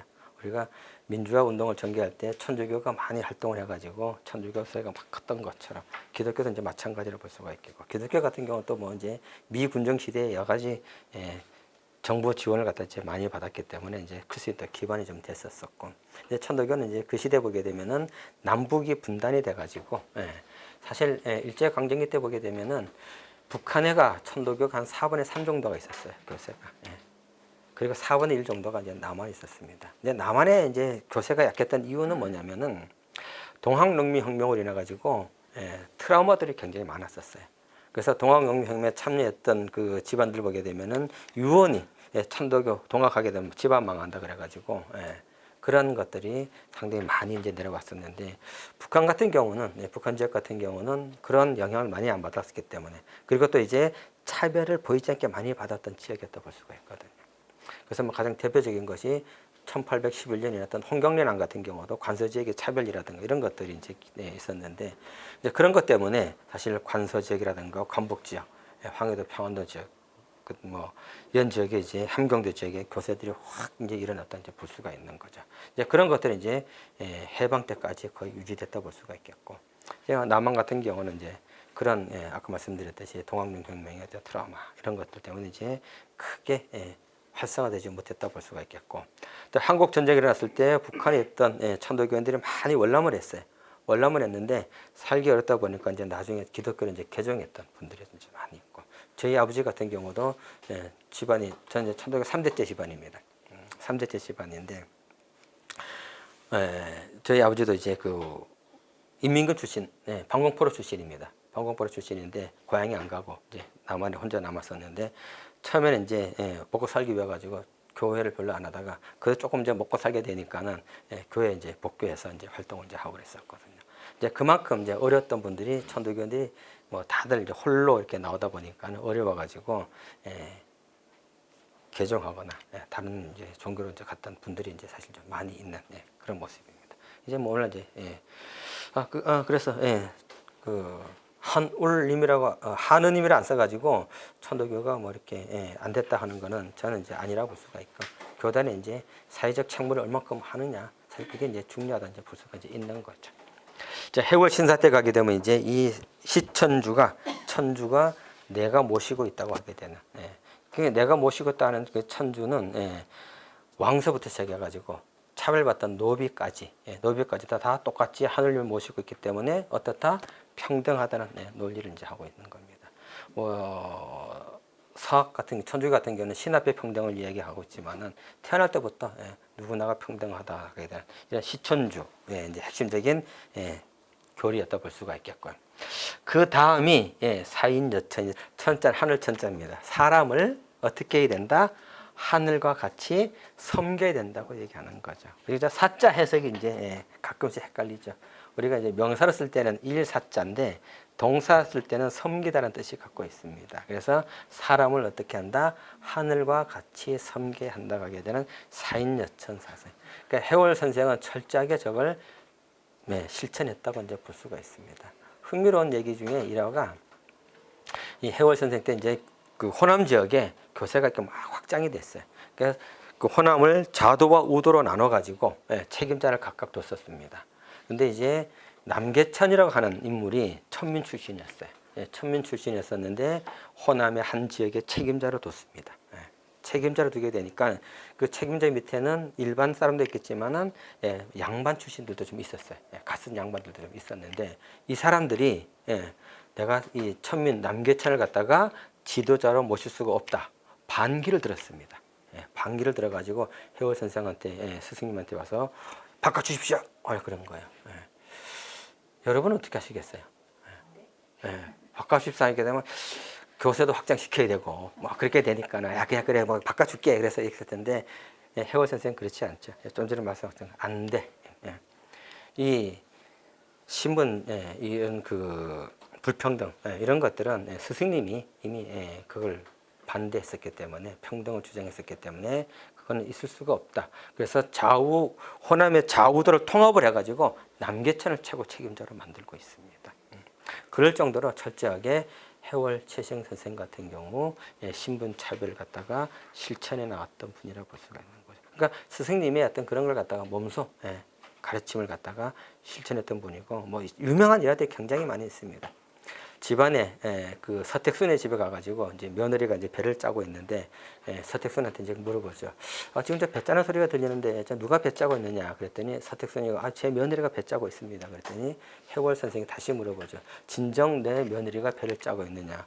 서택순이 다시 한번 또 놀래갖고 예 그렇습니다. 그랬더니 해월 선생이 그러죠. 그건 며느리가 아니고 하늘님이 지금 배를 짜고 있다고 하게 되는, 그건 여성에 대한 인식도 가지고 있다고 볼 수가 있겠고. 그리고 이제 해월 선생 같은 경우는 피신만 한 60군데를 다녔습니다. 한 군데 오래 머물렀던 데는 한 3, 4년 정도 지냈었고, 짧은 지역 같은 경우는 뭐 2, 3개월마다 한 번씩 이제 이사 다니고 그랬었는데, 이사 다닐 때마다 항상 빈손으로 다녔다고 얘기를 하고 있습니다. 보통 이사 가게 되면 집안에 있는 중요한 가구라든가 이런 것도 싸가지고 지금도 가잖아요. 근데 이제 해월 선생은 이제 그렇지 않았다고 얘기를 하죠. 항상 이제 빈몸으로 가게 되니까, 아니 스승님 왜 빈몸으로 갑니까? 저 가져가야 되지 않냐 그랬더니, 누군가가 들어오게 되면은 그걸 잘 사용할 수가 있기 때문에 내가 굳이 가져갈 필요가 없다고 하게 되는 거죠. 그런 생각들을 가지고 있었고, 그 다음에 또 이제 해월 선생님이 또 이제 그 새끼를 이렇게 꽈답니다. 새끼를 이제 많이 까거든요. 뭐 천도교 하시는 분들은 뭐 다 잘 알아요. 해월 선생 이제 일화들이 워낙 많으니까. 새끼를 꼬다가 이제 새끼를 다 꿨는데 더 이상 꼴 새끼가 없습니다. 새끼가 없으니까 새끼를 또 풀었어요. 이걸 또 풀어요. 그래서 또 새끼를 또 다시 꿨습니다. 그러니까 제자들이 보기에 이게 미친 짓이죠, 이거. 아니, 다 만들어 놓은 새끼를 갖다가 왜 또, 그러니까, 야, 하느님이 쉬는 거 봤냐? 하느님이 항상 일을 하는데 어떻게 내가 놀 수가 있느냐? 그래서 새끼를 풀었다, 꿨다, 풀었다, 꿨다. 이런 일화들 갖고 있는 분이 이제 해월 재생 선생인데, 마지막에 사진, 유일한 사진이 한 장 남아 있습니다. 한 장 남아 있는데 아마 인터넷 보시게 되면 아는데 그 사진을 볼 때 가장 관심 있게 봐야 될 부분은 그분의 이 용모가 아니라 발입니다. 발. 발을 보게 되면은 맨발에다가 이렇게 퉁퉁 불어 있어요. 아마 이게 아마 동상 걸린 걸로 지금 보고 있는데 피신 다니면서 제대로 먹지도 못하고 입지도 못하고 하다 보니까는 치료도 못 받고 그래서 발 끝을 보게 되면 퉁퉁 부어 있습니다. 4월 5일 날 체포가 돼가지고 6월 2일 날 돌아가셨어요. 그러니까 뭐 재판 잡히자마자 원주 송골에서 잡혔는데 어디로 가게 되느냐? 서울로 이제 여주로 가가지고 여주에서 배 타고 이제 서울로 이제 잡혀가게 되죠. 그래서 재판을 이제 받고 그리고 이제 6월 2일 날 돌아가시는데 그 러시아 영상과 마지막으로 남겨놓은 사진이 있습니다. 근데 저는 그 사진을 볼 때마다 굉장히 이제 안타까운 생각이 들어요. 우리가 이제 예수 같은 경우는 십자가 끌고 골고다 올라가갖고 이제 마지막을 보냈다고 얘기하게 되는데 아마 그 해월 선생의 마지막 모습이 아마 그런 것이 아니었었는가. 이 발을 보게 되면은 그런 안타까운 모습 볼 수가 있습니다. 그래서 해월 최시영 사인여천이었었고요. 그다음 이제 의암 손병희 선생 때 왔고 이제 인내천이라고 하게 되는 천독의 종지로 확립을 해 나가고 있죠. 그래서 사람이 곧 하늘이라고 하게 되는 그런 천도교 종지를 이제 확립해 나가고 있습니다. 그래서 오늘날까지도 시천주, 사인여천, 그다음에 인내천이라고 하게 되면 사실 어느 면에서는 교단의 창교사가 제일 최고잖아요. 뭐든지요. 기독교도 보게 되면 예수가 가장 있고, 근데 우리는 가끔 보면은 천도교는 이런 얘기를 해도 될지 모르겠지만 의암성사의 손병희 선생에 대해서 종지도 의암 가르침을 갖다 인내천을 갖다가 종지로 삼고 있는 좀 특이한 시천주가 가장 가르침의 그 기본이라고 볼 수가 있는데 그래서 천도교 교리는 동학 시대에서 천도교 가게 되면서 이제 정립되었다고 이렇게 이제 볼 수가 있습니다. 그래서 이제 인내천에서 사람을 가장 귀하게 여기고 하게 되는 그 인간 존엄 사상을 갖다 이제 기본적으로 내포하고 있다 볼 수가 이제 있는 거죠. 자, 그다음에 이제 의암 손병희 선생이 이제 구국운동을 이제 살펴보겠습니다. 한말에 구국운동 하게 되면은 뭐 그 잘 아시다시피 동학농민혁명이 한번 있었고요. 동학을 기반으로 해가지고 반봉건, 반외세, 특히 이제 일본의 침략에 대한 저항 운동이었다고 이제 볼 수가 있죠. 1894년에서 95년까지 약 한 1년 동안 이어졌다 볼 수가 있습니다. 그래서 고부에서 1894년 1월 10일 고부에서 기포해서 1895년 2월 황해도 지역까지 꾸준히 이어지게 되는 전국적인 운동이 동학농민혁명 운동이라고 볼 수가 있겠고요. 그 다음에 이제 많이 알고 있는 것이 이제 의병 전쟁이죠. 예전에 이제 의병 운동이라고 그랬었는데 최근에 들어서는 전쟁이라는 용어를 이제 쓰고 있습니다. 그래서 의병 전쟁이라고 얘기하게 되는데 1894년 갑오년 아까 경복궁 점령을 계기로 해가지고 일어났던 갑오 의병서부터 시작해서 그리고 을사늑약의 그 아까 명성황후 시해 사건과 단발령에서 을미 의병이 있었고요. 그 다음에 을사늑약을 책을 했던데 저항해가지고 을사 의병이 있었고요. 그리고 이제 군대 해산이라고 하게 된 정민년에 있었던 정미 의병이 있죠. 그래서 세 차례 크게 이제 의병 운동이 전개됐었고, 그래서 뭐 전기, 후기, 전기, 중기, 후기 의병 이렇게 이제 많이 나와서 분류를 좀 하고 있죠. 그리고 이제 애국개몽 운동을 이제 얘기를 하고 있습니다. 애국개몽 운동 대체적으로 1905년부터 시작해서 일제 강점되기 전까지 뭐 선실력을 기르고 후 독립을 하자고 하게 되는 이런 운동이라고 볼 수가 있겠고요. 앞에서 말씀드렸듯이 의암 손병희 선생은 이제 의병 운동은 직접 사실 동학농민혁명에 참여했었죠. 그때 이제 의병 운동을 한번 했었었고, 그리고 또 이제 애국개몽 운동에 이제 적극적으로 해 나간다 볼 수가 있습니다. 뭐 애국개몽 운동 같은 경우는 을사늑약 이후에 전국에 전개되었던 국군 회복 운동이라 볼 수가 있죠. 국군 침탈에 대해서. 그래서 여러 가지 교육이라든가 식산과 교육이라고 보통 얘기를 많이 하게 되죠. 그래서 학교 설립이라든가 교육 운동이 가장 중심적이었다 볼 수가 있겠고, 식사는 지금 오늘날 이제 경제라 볼 수가 있는 거죠. 그래서 자립 경제 운동 이런 걸 전개하게 되는데, 그만큼 자본이 구축되지 않았었기 때문에 사실 식산 운동은 크게 활발하게 전개되지는 이제 못하는 그런 면도 이제 없지 않지만은, 사실 학교 교육 같은 경우는 굉장히 활발하게 전개됐다 볼 수가 있습니다. 특히 기독교가 이때 선교 사업의 일환으로서 학교를 갖다가 많이 설립하게 되는데, 기독교가 우리나라에서 크게 확산되는데 중요한 요인 중에 하나가 학교와 병원 설립입니다. 학교와 병원 설립해가지고 특히 이제 고종을 갖다가 이제 치료를 해줘서 뭘 원하느냐 그랬더니 선교에 대해서 원했다 해서 이제 여러 가지 이제 많이 혜택을 이제 받았다고 이야기를 많이 하죠. 그래서 이런 교육 운동을 이제 전개하게 되는 거죠. 뭐 주요 활동 말씀드렸다시피 이제 뭐 당시 이제 신문들이 이제 나오게 되고, 심지어 이제 국제 보상 운동까지 이제 이어져 간다고 이제 볼 수가 이제 있는 거죠. 애국개몽 운동의 주요 단체 보게 되면 공진회라든가 뭐 다 아시다시피 헌정연구회, 그다음에 대한자강회, 대한협회, 신민회 뭐 이런 것들이 이제 가장 상징적인 단체라고 이제 볼 수가 있죠. 이거 보면 뭐 고등학교 다닐 때 국사 시험 문제 맨날 나오잖아요. 이게 뭐 어떤 단체냐 그래가지고 헌정에 헷갈려 막 이러고 이제 그랬죠.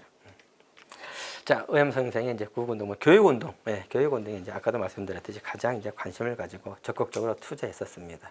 그래서 이제 학교에 당시 이제 국내 환국해가지고 학교에 이제 여러 가지 자금을 이제 지원해주고 있습니다. 그리고 이제 하게 되니까는 황성신문 1906년 2월 14일자에 사설 감사 손병희 교육 열심, 그래서 지금 열심히 교육에 투자하고 있다게 되는 사설을 갖다가 이제 쓰고 있을 정도로 상당히 관심 있게 추진했던 거로 볼 수가 있겠고요. 학교를 설립하는 것보다는 기존 학교를 갖다 투자하는 것이 더 바람직하다고 생각했습니다. 이제 학교 투자 설립하려면 돈도 많이 들고, 그리고 또 동학이라는 것이 당시 정부로부터 아직까지 여전히 뭐 자유롭게 할 수가 있는 그런 상황이 아니었었기 때문에 해원되는 것이 1907년인가 가서 동학이 풀려나게 되는 거거든요. 스승님에 대한 그 죄안을 갖다가 이렇게 이제 뭐라 그러죠? 그게 제안을 갖다가 해제시켜 줬나? 1907년쯤 가서 하고 있습니다. 그것도 누가 먼저 했느냐? 시청교가 먼저 했었어요. 통감부 시기에. 그리고 나중에 이제 천도교가 다시 이어가지고 이제 하고 있습니다.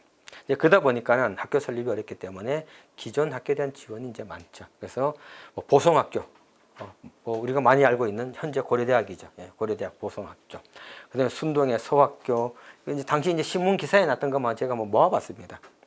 그래서 뭐 그 대한매일신보라든가 황성신보 신문에 보게 되면 이제 나오게 되는데, 보성학교, 순동서학교, 합동서학교, 중교의숙, 뭐 중문동 소학교, 석천능동학교, 그다음에 뭐 서학현 소학교, 서강우산학교, 공동리 소학교, 뭐 고아원까지, 고아학원. 그래서 서울에만 한 23개 학교를 갖다가 지원해줬다고 이제 얘기를 하고 있고, 그중에 이제 상징적인 것이 바로 이제 보성학교, 지금의 그 고려대학으로 이제 발전했었는데, 고려대학을 이제 인수해서 썼고요. 그다음에 이제 동덕여학교, 지금의 동덕여자대학이죠. 동덕여자대학. 조동식이 이제 설립자입니다. 이 조동식도 천도교인이었었어요. 천도교인이었었고, 그래서 이제 적극적으로 교단에서 이제 지원이었다 볼 수가 있겠고, 그래서 한양대학 같은 경우도 천도교에서 지원받아가지고 초창기에 이제 시작했던 성신여자대학까지도 이제 일제강점기 말기였었지만은 적극적으로 이제 지원했던 사례들이 있고, 또 흥미로운 것 중에 하나가 천도교 교리 강습소를 갖다가 설립하고 있습니다. 전국에 한 800개 정도 설립하고 있어요. 의주서부터 시작해가지고 전국 교구가 있는, 그리고 마을 단위까지 교리 강습소를 설치하게 되는데, 조선 팔도니까 이 강습소가 그냥 간단한 교육기관이 아니고 3년제 과정입니다. 3년제 과정이었었고요. 그리고 이제 학생 숫자 같은 경우는 이제 많은 경우는 한 20-30명 있었고, 적은 데는 이제 뭐 한 10대 명도 있었고, 그래서 이제 그 교구 내에서 그 교인들이 십시일반해가지고 강습소를 만들어가지고 실제적으로 이제 운영했었는데, 많이 오랫동안 운영됐던 걸 보게 되면 1920년대까지 이제 운영됐던 그런 사례들이 나오고 있습니다. 그리고 또 천도교 교육을 위한 종학원을 갖다 만들게 되고, 그리고 또 이제 사범 강습소 만들어 가지고 교리 강습소를 갖다 지도할 수 있는 교사를 양성하게 되는, 이렇게 해서 이제 다양한 교육 운동을 적극적으로 이제 의암 손병희 선생이 지원해 나갔다 볼 수가 있겠고요. 그 다음에 이제 언론 활동. 귀국할 때 일본에 가서 봤더니 신문들을 갖다 많이 하고 있고 계몽을 많이 하고 있으니까는 이게 굉장히 중요하다고 인식을 했었습니다. 그래서 들어올 때 활판 시설을 가지고 들어왔어요. 활판 시설을 가지고 들어와 가지고 이 방문사라고 하게 되는 천도교 자체 내에 인쇄소를 갖다가 설립하고 있습니다. 그리고 이제 보문관으로 바뀌게 되고 결국은 이제 보송사가 되는 거죠. 이 보송사가 3.1 운동 때 독립선언서를 갖다가 인쇄했던 곳이라 볼 수가 있죠. 그리고 이제 들어오자마자 이제 황성신문에 100원을 갖다 이제 보조하고 있는 그런 기사도 확인되고 있습니다. 그리고 기관지로서 이제 만세보를 갖다 발행하고 있어요. 만세보를 발행하게 되는데 당시의 신문들이 대체적으로 국한문 혼용체입니다. 국한문 혼용체였었고 최초의 신문이었던 뭐 한성순보라든가 뭐 이런 것 같은 경우는 이제 순 한문으로 돼 있어가지고 일반인이 보기가 어려웠어요. 이제 일반인이 이제 보기 좀 쉬웠던 신문은 제국신문이죠. 제국신문이 이제 순 한글 신문이었었고. 그리고 이제 대체적으로 이제 국한문 혼용이었었고, 대한매일신보 같은 경우는 이제 1907년에 가서 한글판이 이제 나오고 있습니다. 이제 그 전까지만 해도 국한문 혼용, 그러니까 이제 영자 신문 같은 게 만들었었죠. 근데 이 만세보는 국한문 혼용인데 한자 옆에다가 한글 토를 달았어요.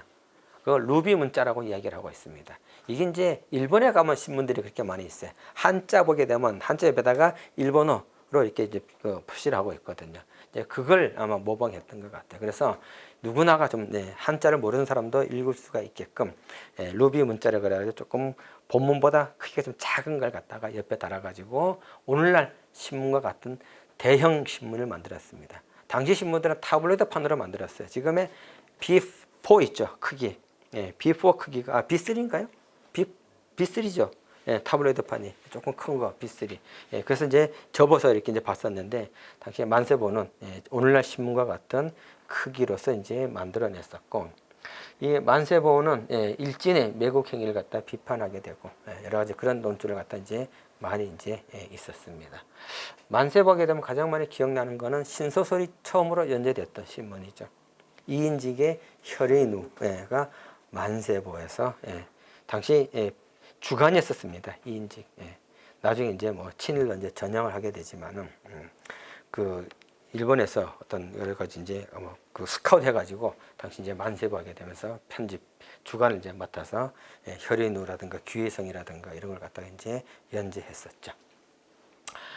그리고 이제 대한협회에 이제 참여하고 있습니다. 직접적으로. 그래서 대한협회에 참여하게 되는데 설립 자금을 이제 지원하게 되고, 권동진, 오세창, 아까 개화파 인물이었던 이분들 통해 가지고 그 본부, 중앙본부에 적극적으로 이제 참여하게 있고요.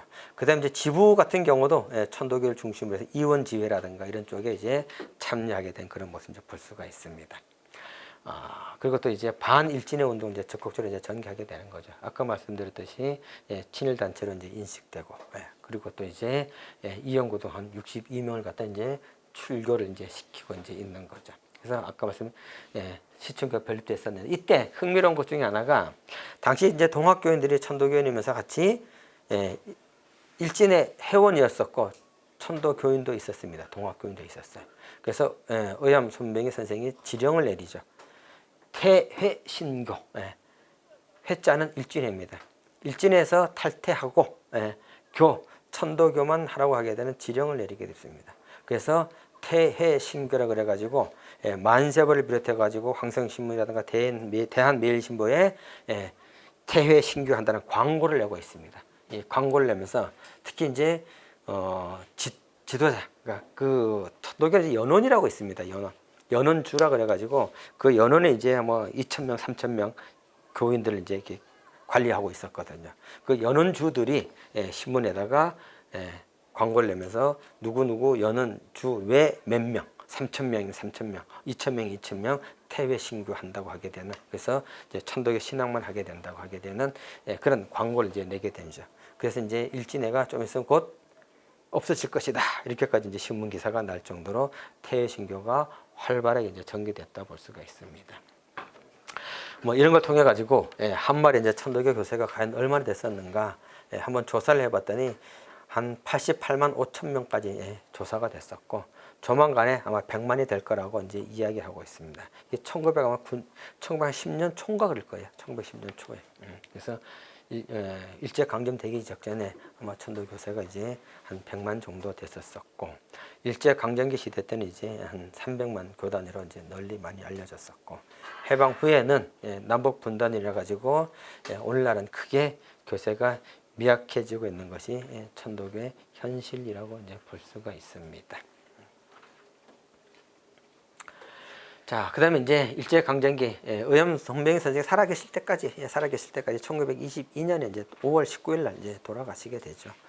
그때가 나이가 이제 60이 이제 넘었었고 뭐 그 서대문 형무소에서 여러 가지 이제 옥중 생활하게 되면서 병도 이제 많이 얻었고 치료도 제대로 못하고 뭐 여러 가지 이야기가 이제 많이 있지만은 이 의암성 손병희 선생이 살아계실 때 이 천도교는 사실상 거의 뭐 크게 영향을 미쳤다고 볼 수가 있죠. 중앙총부라고 이제 하지만은.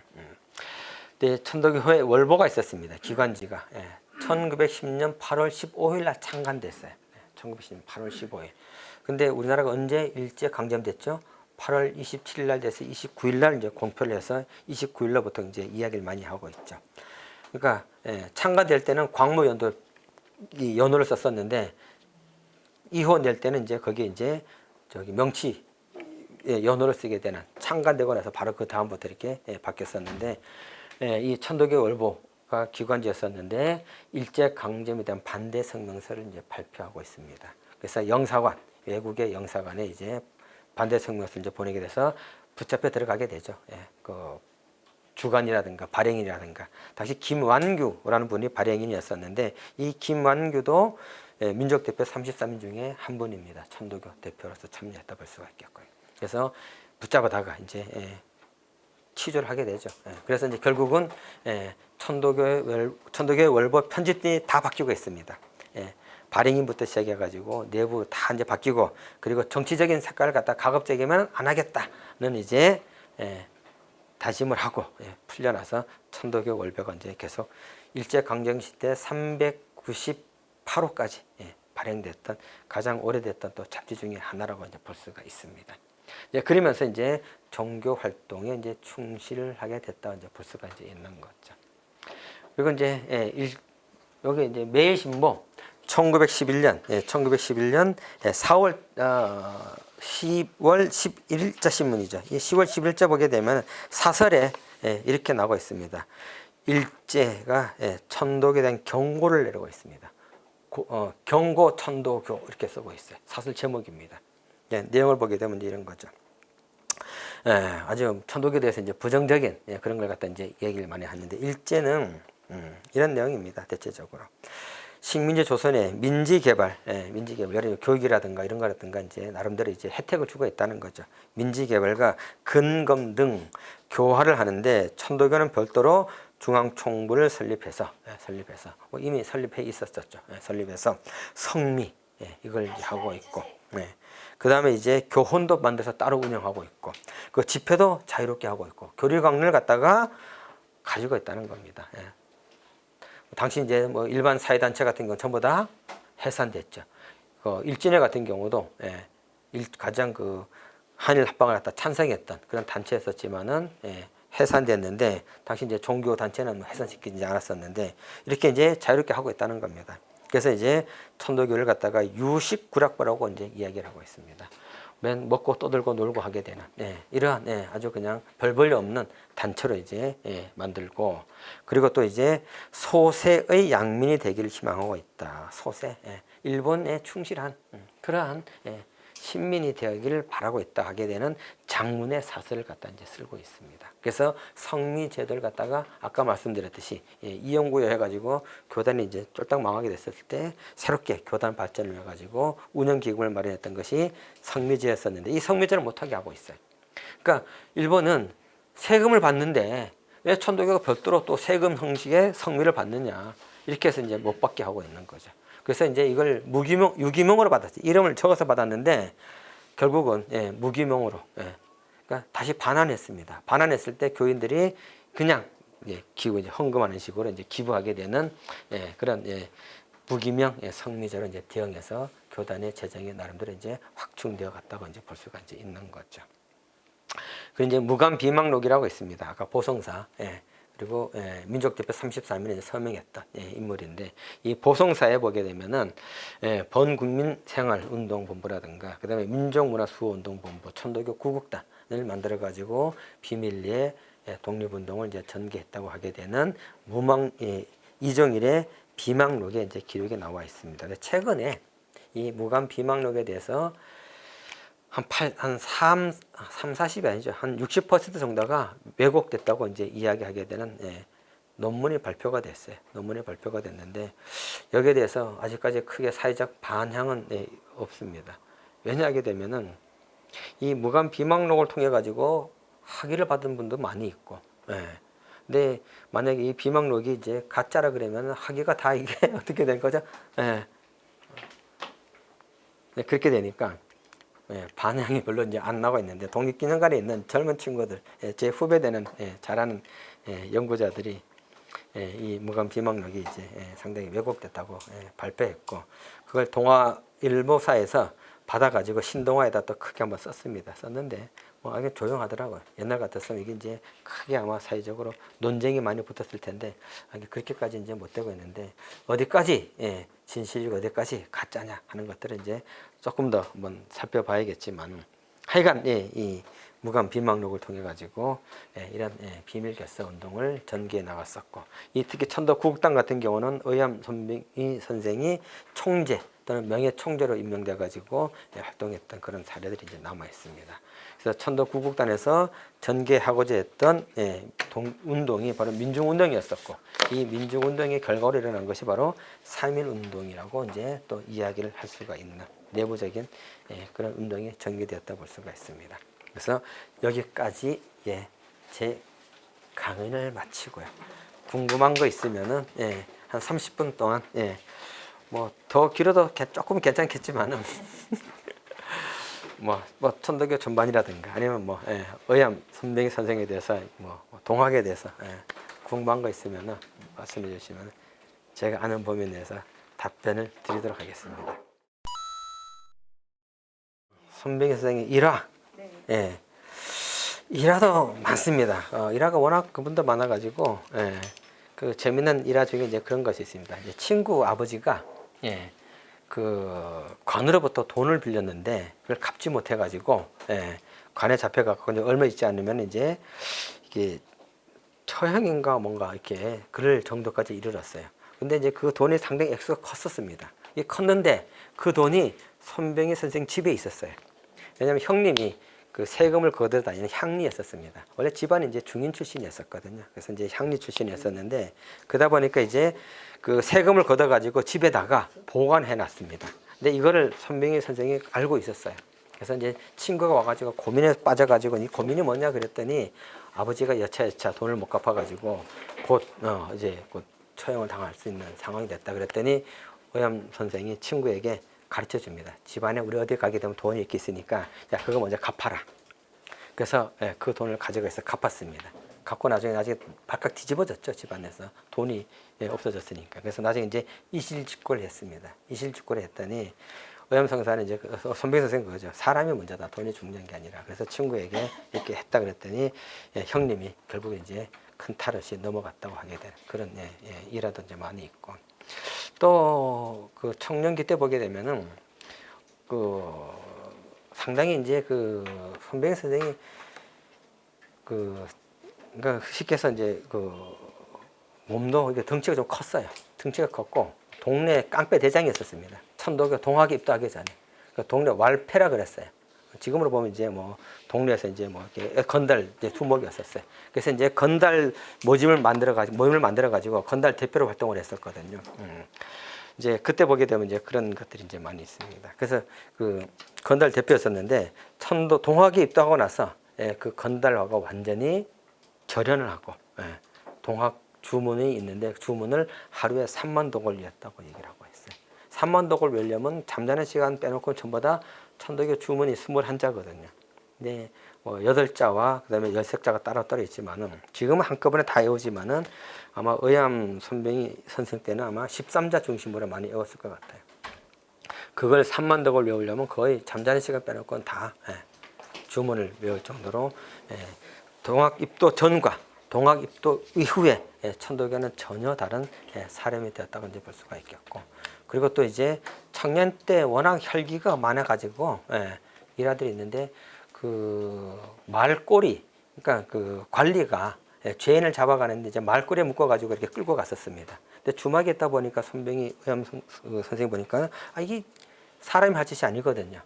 쫓아가가지고 칼로 말꼬리를 잘라가지고 사람을 갖다가 구해준 그런 일이라든가. 그리고 이제 돈을 갖다가 이제 길거리에서 주웠는데 상당히 큰 돈을 주웠는데 그 사람이 올 때까지 기다렸다가 그걸 갖다가 주인을 다시 찾아줬던 거라든가. 그리고 그 시기에 보면 이제 전염병이 상당히 많이 돌았습니다. 그래서 동네들이 이제 그 전염병을 해가지고 시신들을 갖다 수습을 제대로 못했는데 의암 손병희 선생 같은 경우는 자진해서 그걸 갖다가 수습하고 묻어주고 뭐 이러한 일화들이 굉장히 많이 있는 그 뭐 초정약수라고 잘 아시죠? 저 청원에 가게 되면 초정약수가 유명한 약수인데 거기가 이제 그 유명하다 보니까 이제 양반들이 와가지고 주로 이제 거기 앉아서 노닥거리면서 이제 약수들이 자기만 차지하면서 먹는 거예요. 그러니까 이제 손병희 선생이 그 얘기를 듣고 나고 한번 갔는데 자기 친구들이라든가 많은 일반 사람들이 약수도 못 먹고 기다리고 있는 거예요. 왜 그러냐 그랬더니 저기 양반들이 있어갖고 지금 마시러 가지도 못하고 기다리고 있다. 저 양반 놈들이 빨리 가야 우리가 마실 수가 있는데, 그랬더니 이제 쫓아가가지고 이 약수물을 따다가 뿌리면서 야 이게 너 거냐? 그래서 이제 혼내줘서 쫓아내고 같이 이렇게 약수를 같이 나눠 마셨다고 하게 되는 그런 뭐 일화들이 굉장히 좀 많이 있죠. 그러니까 어느 면에서는 상당히 인간적이면서도 상당히 좀 카리스마가 있었던 그런 인물이 아니었겠는가. 그렇기 때문에 아마 종교 지도자에다가 아마 3.1운동까지 끌고 가지 않았었을까 이렇게 이제 추정해 볼 수가 있습니다. 그거 물어볼 때가 제일 고민스러워요. 왜냐 하게 되면은 기독교는 뭐 죽어서 천당 가고 불교는 죽어서 극락 가고 이렇게 하는 사후관이 있는데 천도교는 사후관이 없습니다. 사후관이 이제 있긴 하지만은 기독교나 불교처럼 사후관을 중요시 얘기 안 하고 있고, 천도교의 목적 중에 하나가 지상천국 건설이 있습니다. 지상천국 건설이 있기 때문에 죽어서 내세 가가지고 천국에 갈 것이 아니라 살아있는 이 지상을 천국으로 만들어야 된다고 하게 되는 그러니까 현세적인 종교 내용을 가지고 있기 때문에 사실 이런 그 내세에 대해서 그게 중요시 안 하고, 천도교는 이제 환원 돌아가셨을 때 사람이 죽었을 때 환원이라고 얘기를 해요. 그 원래 자리로 다시 이제 돌아간다고 하게 되는, 그래서 환원이라고 이제 쓰고 있습니다. 그러니까 기독교하고 일반 종교하고 천도교가 이제 다른 점이 뭐냐면은 종교가 보게 되면 불교도 스님이라고 하게 되는 중보자가 있어요. 중보자 가운데. 그리고 이제 기독교 같은 경우는 이제 목사가 있고, 그다음에 이제 그 천주교 같은 경우는 기독교 목사가 있고, 천주교는 이제 신부가 있죠. 신부가 있어갖고 신의 관계와 인간의 관계를 중간적에서 이제 여러 가지 역할을 해주는데, 천도교는 중보자가 없습니다. 중보자가 없고 바로 이제 하늘의 어떤 그런 길을 갖다가 느낄 수가 있는, 그걸 이제 뭘로 느끼냐 하게 되면 아까 말씀드렸듯이 주문을 통해 가지고 이제 느끼게 되는 거죠. 그래서 그걸 통해 가지고 우리가 이제 어떻게 살아가야 될 것인가, 이제 그건 스승님들의 가르침을 갖다가 충실하게 따라서 그리고 이제 그걸 통해서 현세에서 좀 더 천국과 같은 그런 세상을 만들어야 된다고 하는 것이 천주교가 가지고 있는 가장 기본적인 가르침의 하나라고 이제 볼 수가 있죠. 여러 가지 뭐 다양한 거 있지만은 그게 이제 가장 핵심이 아닌가 그렇게 생각하고 있습니다. 의암 손병희 선생의 부인이 셋입니다. 그 교적부가 있어요. 교적부 보게 되면은 세 분이 올라와 있어요. 세 분이 올라와 있고, 마지막에 이제 우리가 이제 잘 아는 주옥경이라 그래가지고 그분이 이제 그 3.1운동 직전 1918년 막 그때쯤에 아마 의암 손병희 선생하고 이제 관계를 갖고 결국은 이제 공식적인 이제 부인으로서 이제 역할을 이제 해 나갔다 볼 수가 있습니다. 근데 이제 가끔 이제 그런 얘기 많이 들어요. 해월 최시영 선생 같은 경우도 부인이 셋이었었거든요. 예. 그리고 근데 수원 선생은 또 안 그랬어요. 예, 수원 선생은 그 흠모하는 그 주모가 있어가지고 수원 선생을 갖다가 흠모해서 나랑 같이 살면 어떻겠나 그랬는데 그럴 수가 없다. 그래갖고 이제 수원 선생은 이제 혼자 있었는데 해월 선생은 세 분 있었고, 근데 그건 사연이 있어요. 사연이 좀 있어가지고 해월 선생 같은 경우는 원래 이제 부인이 한 분 계셨었는데 워낙 쫓겨 다니다 보니까 이제 헤어졌어요. 헤어졌는데 한 10년 동안 어떻게 지내는지 모르게 됐습니다. 모르게 되다 보니까 아마 당시에 동학했던 분들이 관에 잡혀가서 많이 목숨을 잃고 이제 그런 사례가 많았었거든요. 그러니까 아마 이제 돌아가셨던 걸 이제 봤어요. 그래서 이제 제자들이 혼자 계시니까는 안 되겠다 싶어가지고 이제 그 시중을 이제 뭐 지금으로 보면 좀 그런 막이 어폐가 있지만은 이게 좀 모실 수가 있는 분을 갖다가 이제 부인으로 이제 모시게 해서 추대해서 이렇게 모셨고, 또 그분도 이제 또 돌아가시고, 그래서 마지막에 의암 손병희 선생 누이가 이제 해월 최성 선생을 이제 모시게 되죠. 그러면서 이제 그 자제분들을 낳게 되는데 그 자제분들이 이제 그 최동호, 그 다음에 최동호 하는 분이 있습니다. 최동호 같은 경우는 임시정부에 이제 그 국무장관 하다가 해방 때 이제 돌아오시고, 그리고 이제 남북 협상 때 북한으로 갔다가 이제 북한에 이제 남았던 분이라 볼 수가 있겠고, 그 최동호의 동생 최동호가 있습니다. 최동호 같은 경우도 독립운동 하다가 아니구나. 최동호도 그분 최동호가 일제 때 돌아가시구나. 그분도 돌아가시고 최덕신이가 이제 잘못한 거고, 최동호는 그 최덕신의 아버지입니다. 천도교 교련 갔다가 이제 월북했던 최동호 그 아버지인데 김일성 스승이죠. 김일성이 그 정읍에서 만들었던 화성의숙이가 있습니다. 화성의숙. 화성의숙이 이제 학생이었을 때 그때 이제 학장이라 그랬죠. 학장에 이제 최동호 선생이 맡았었고, 학감, 지금은 이제 교감이죠. 교감이 이제 강재하 선생이 맡았었는데 이 두 분도 이제 천도교인이었었어요. 그래서 이제 천도교에 대해서 이제 상당히 이제 좀 이해가 좀 많았던 인물이 이제 북한대 김일성이라고 볼 수가 있겠고, 그래서 최덕신 교련 같은 경우 그 국내에서 이제 쫓겨나서 일본을 거쳐서 미국에 있었을 때 스승님의 아들이라 그래가지고 이제 평양으로 이제 모시고 갔죠. 그래서 이제 월북을 한번 했었었죠. 뭐 최동호 선생은 1922년인가 일찍 독립운동 하시다가 이제 상해에서 이제 돌아가시게 되고, 최동호 선생도 이제 독립운동하다 이제 돌아가시게 되는 이제 그런 해월 선생 집안이라 이제 볼 수가 있어요. 그런데 이제 그 해월 선생은 이제 아들이 있었고, 의암 손병희 선생은 아들이 없었습니다. 아들이 없었고 딸만 5이 있는 걸로 지금 나와 있는데, 첫째 딸의 사위가 이종훈이라고 있습니다. 이종훈 선생의 아들 이관구라고 있었어요. 그분하고 이제 결혼을 했었습니다. 사위. 근데 일본에 유학 중에다가 그 을사늑약 소식을 듣고 나서 국내 들어와서 의병 활동하다가 이제 돌아가셨고, 둘째 부인, 둘째 딸 사위가 정광조입니다. 정광조. 천도교의 이제 가장 이제 핵심적인 역할을 담당했던 일제 강점기 시대 대표적인 이제 인물이었다 볼 수가 있겠고요.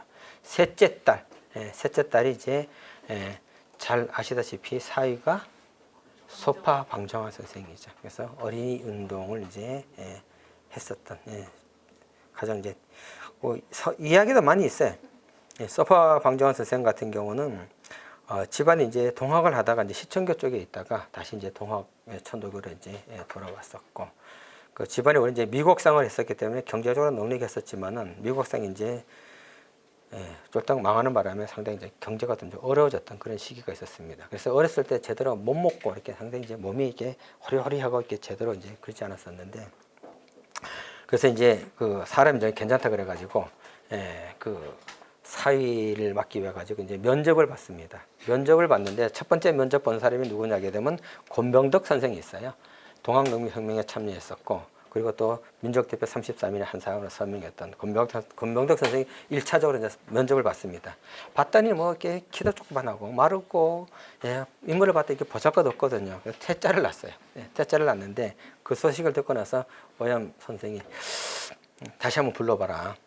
그래서 이제 직접 이제 면접을 오고 나서 합격해가지고 셋째 딸 손용화 사모님하고 이제 혼인을 이제 하게 됐죠. 하게 되는데 그때 말랐었는데 결혼을 하고 나갖고 이제 좀 잘 드셨던 것 같아요. 그래서 몸이 이렇게 뚱뚱해졌습니다. 그리고 나서 이제 마지막에는 이제 그 신부전증으로 이제 결국은 33살에 이제 돌아가셨는데 아마 우리 한국 근대사에 가장 크게 영향을 미쳤던 인물 중에 하나가 아마 소파 방정환 선생이 아닌가. 재미있는 이제 일화 중에서 그 소파 방정환 선생하고 당시 또 어린이 운동의 가장 중심적인 인물이 소춘 김기전 선생이라고 있습니다. 소춘 김기전 선생 연배가 조금 더 많아요. 소파보다 연배가 많은데 사실 어린이 운동의 이론을 기반했던 인물은 소춘 김기전 선생입니다. 그래서 어린이의 신분 해방이라든가 경제적 해방이라든가 그다음에 뭐 어린 시설 이런 걸 갖다가 만들어줘야 된다고 글로 썼던 분이 바로 소춘 김기전 선생인데 개벽지에 그런 글들이 이제 많이 남아 있습니다. 그래서 이제 이론가는 소춘 김기전이라고 하고 실천가는 소파 방정환이라고 얘기를 하고 있죠. 그래서 이제 당시 이 아동 동화 구연 동화의 최고 1인자라고 이제 얘기하는 분이 이제 방정환 선생이었다고 얘기를 하고 있는데 두 분 다 지금 천도교 중앙대교당 앞에 가게 되면 이제 들어온 입구가 있습니다. 입구가 있으면은 1921년에 이제 소년회를 이제 만들게 되고 아이들이 오게 되면은 이 소파하고 소춘 선생이 아이들에게 공려를 썼다고 얘기를 하고 있습니다. 그때까지만 해도 이제 어린이들은 이제 하대하고 함부로 막 하고 야 너 막 이렇게 불렀었는데 이 두 분은 어린이들이 천도교 중앙대교당 이렇게 들어오게 되면 앞에서 공려를 하고 이렇게 안내를 했다고 얘기를 하고 있어요. 그럴 정도로 철저하게 어린이를 갖다가 대접했다고 볼 수가 있겠고 흥미로운 거는 두 분 중에 자기 자식에게도 존댓말을 썼다고 얘기를 하고 있습니다. 혹시 존댓말 써본 적 있어요? 쉽지가 않잖아요. 자기 자식들한테. 저도 몇 번 해보다가 사실은 뭐 초기에는 시도를 한번 해봤었지만은 그게 또 좀 그렇더라고요. 그래서 크면서 뭐 그렇지 못한 때도 있고 그럴 때도 있었는데 두 분 중에서 자기 자식에게 공대를 썼던 분이 과연 어떤 분이었을까요? 방정환 선생이요? 아니었습니다. 이유가 있어요. 이유가 있는데 소춘 선생은 자기 자식에게까지 공대를 썼다고 얘기를 하고 있어. 근데 왜냐하면 소춘 선생은 고향이 평북 구성입니다. 압록강 경계에 있는 구성인데 서울에 올라와서 자식들하고 둘이만 살았어요. 가족끼리. 그러니까 소춘 선생, 사모님, 그 다음에 애들만 있었고 소파 방정환 선생은 당주동에서 태어났습니다. 지금 세종문화 회관 혹시 뒤에 가보시게 되면은 소파 방정환 태어난 곳에서 이렇게 돌 비석이 하나 있습니다. 가보시게 되면 아마 찾아보시면은 당주동이었었어요. 근데 소파 선생은 집에 층층시합니다. 할아버지 있죠, 아버지 있죠, 애들이 있죠. 3대가 같이 살다 보니까는 소파 선생은 자식한테 공대를 쓰고 싶어도 아버지가 계셔가지고 못 썼다고 얘기를 하고 있어요. 이걸 누가 증언했냐게 되면은 방정환 선생 아드님이 증언을 하시더라고요. 그래서 소춘 선생은 그 김석범이라고 이제 아드님인데 아드님한테까지 이제 공대를 썼었지만은 소파 선생은 이제 쓰지 못했던 그런 너무 일찍 소파 선생님이 돌아가셔가지고 좀 아쉽긴 하지만 오히려 그때 돌아가셨던 것이 잘 되지 않았나. 왜냐하게 되면은 일제 사실 전실체제기 이후에 얼마나 고달프고 얼마나 많은 사람들이 전향을 했어요. 이거는 뭐 천도교인들도 전향한 사람 많거든요. 친일로 전향한 사람 많았었고 뭐 소파 선생 같은 경우도 일본에 유학을 했었고 이제 그러면서 본다면은 뭐 우리가 뭐 단정하는 건 아니지만은 그런 면에서는 사실 더 좋은 시대에 그래도 좀 떠나신 게 아닌가 하는 생각이 되겠습니다.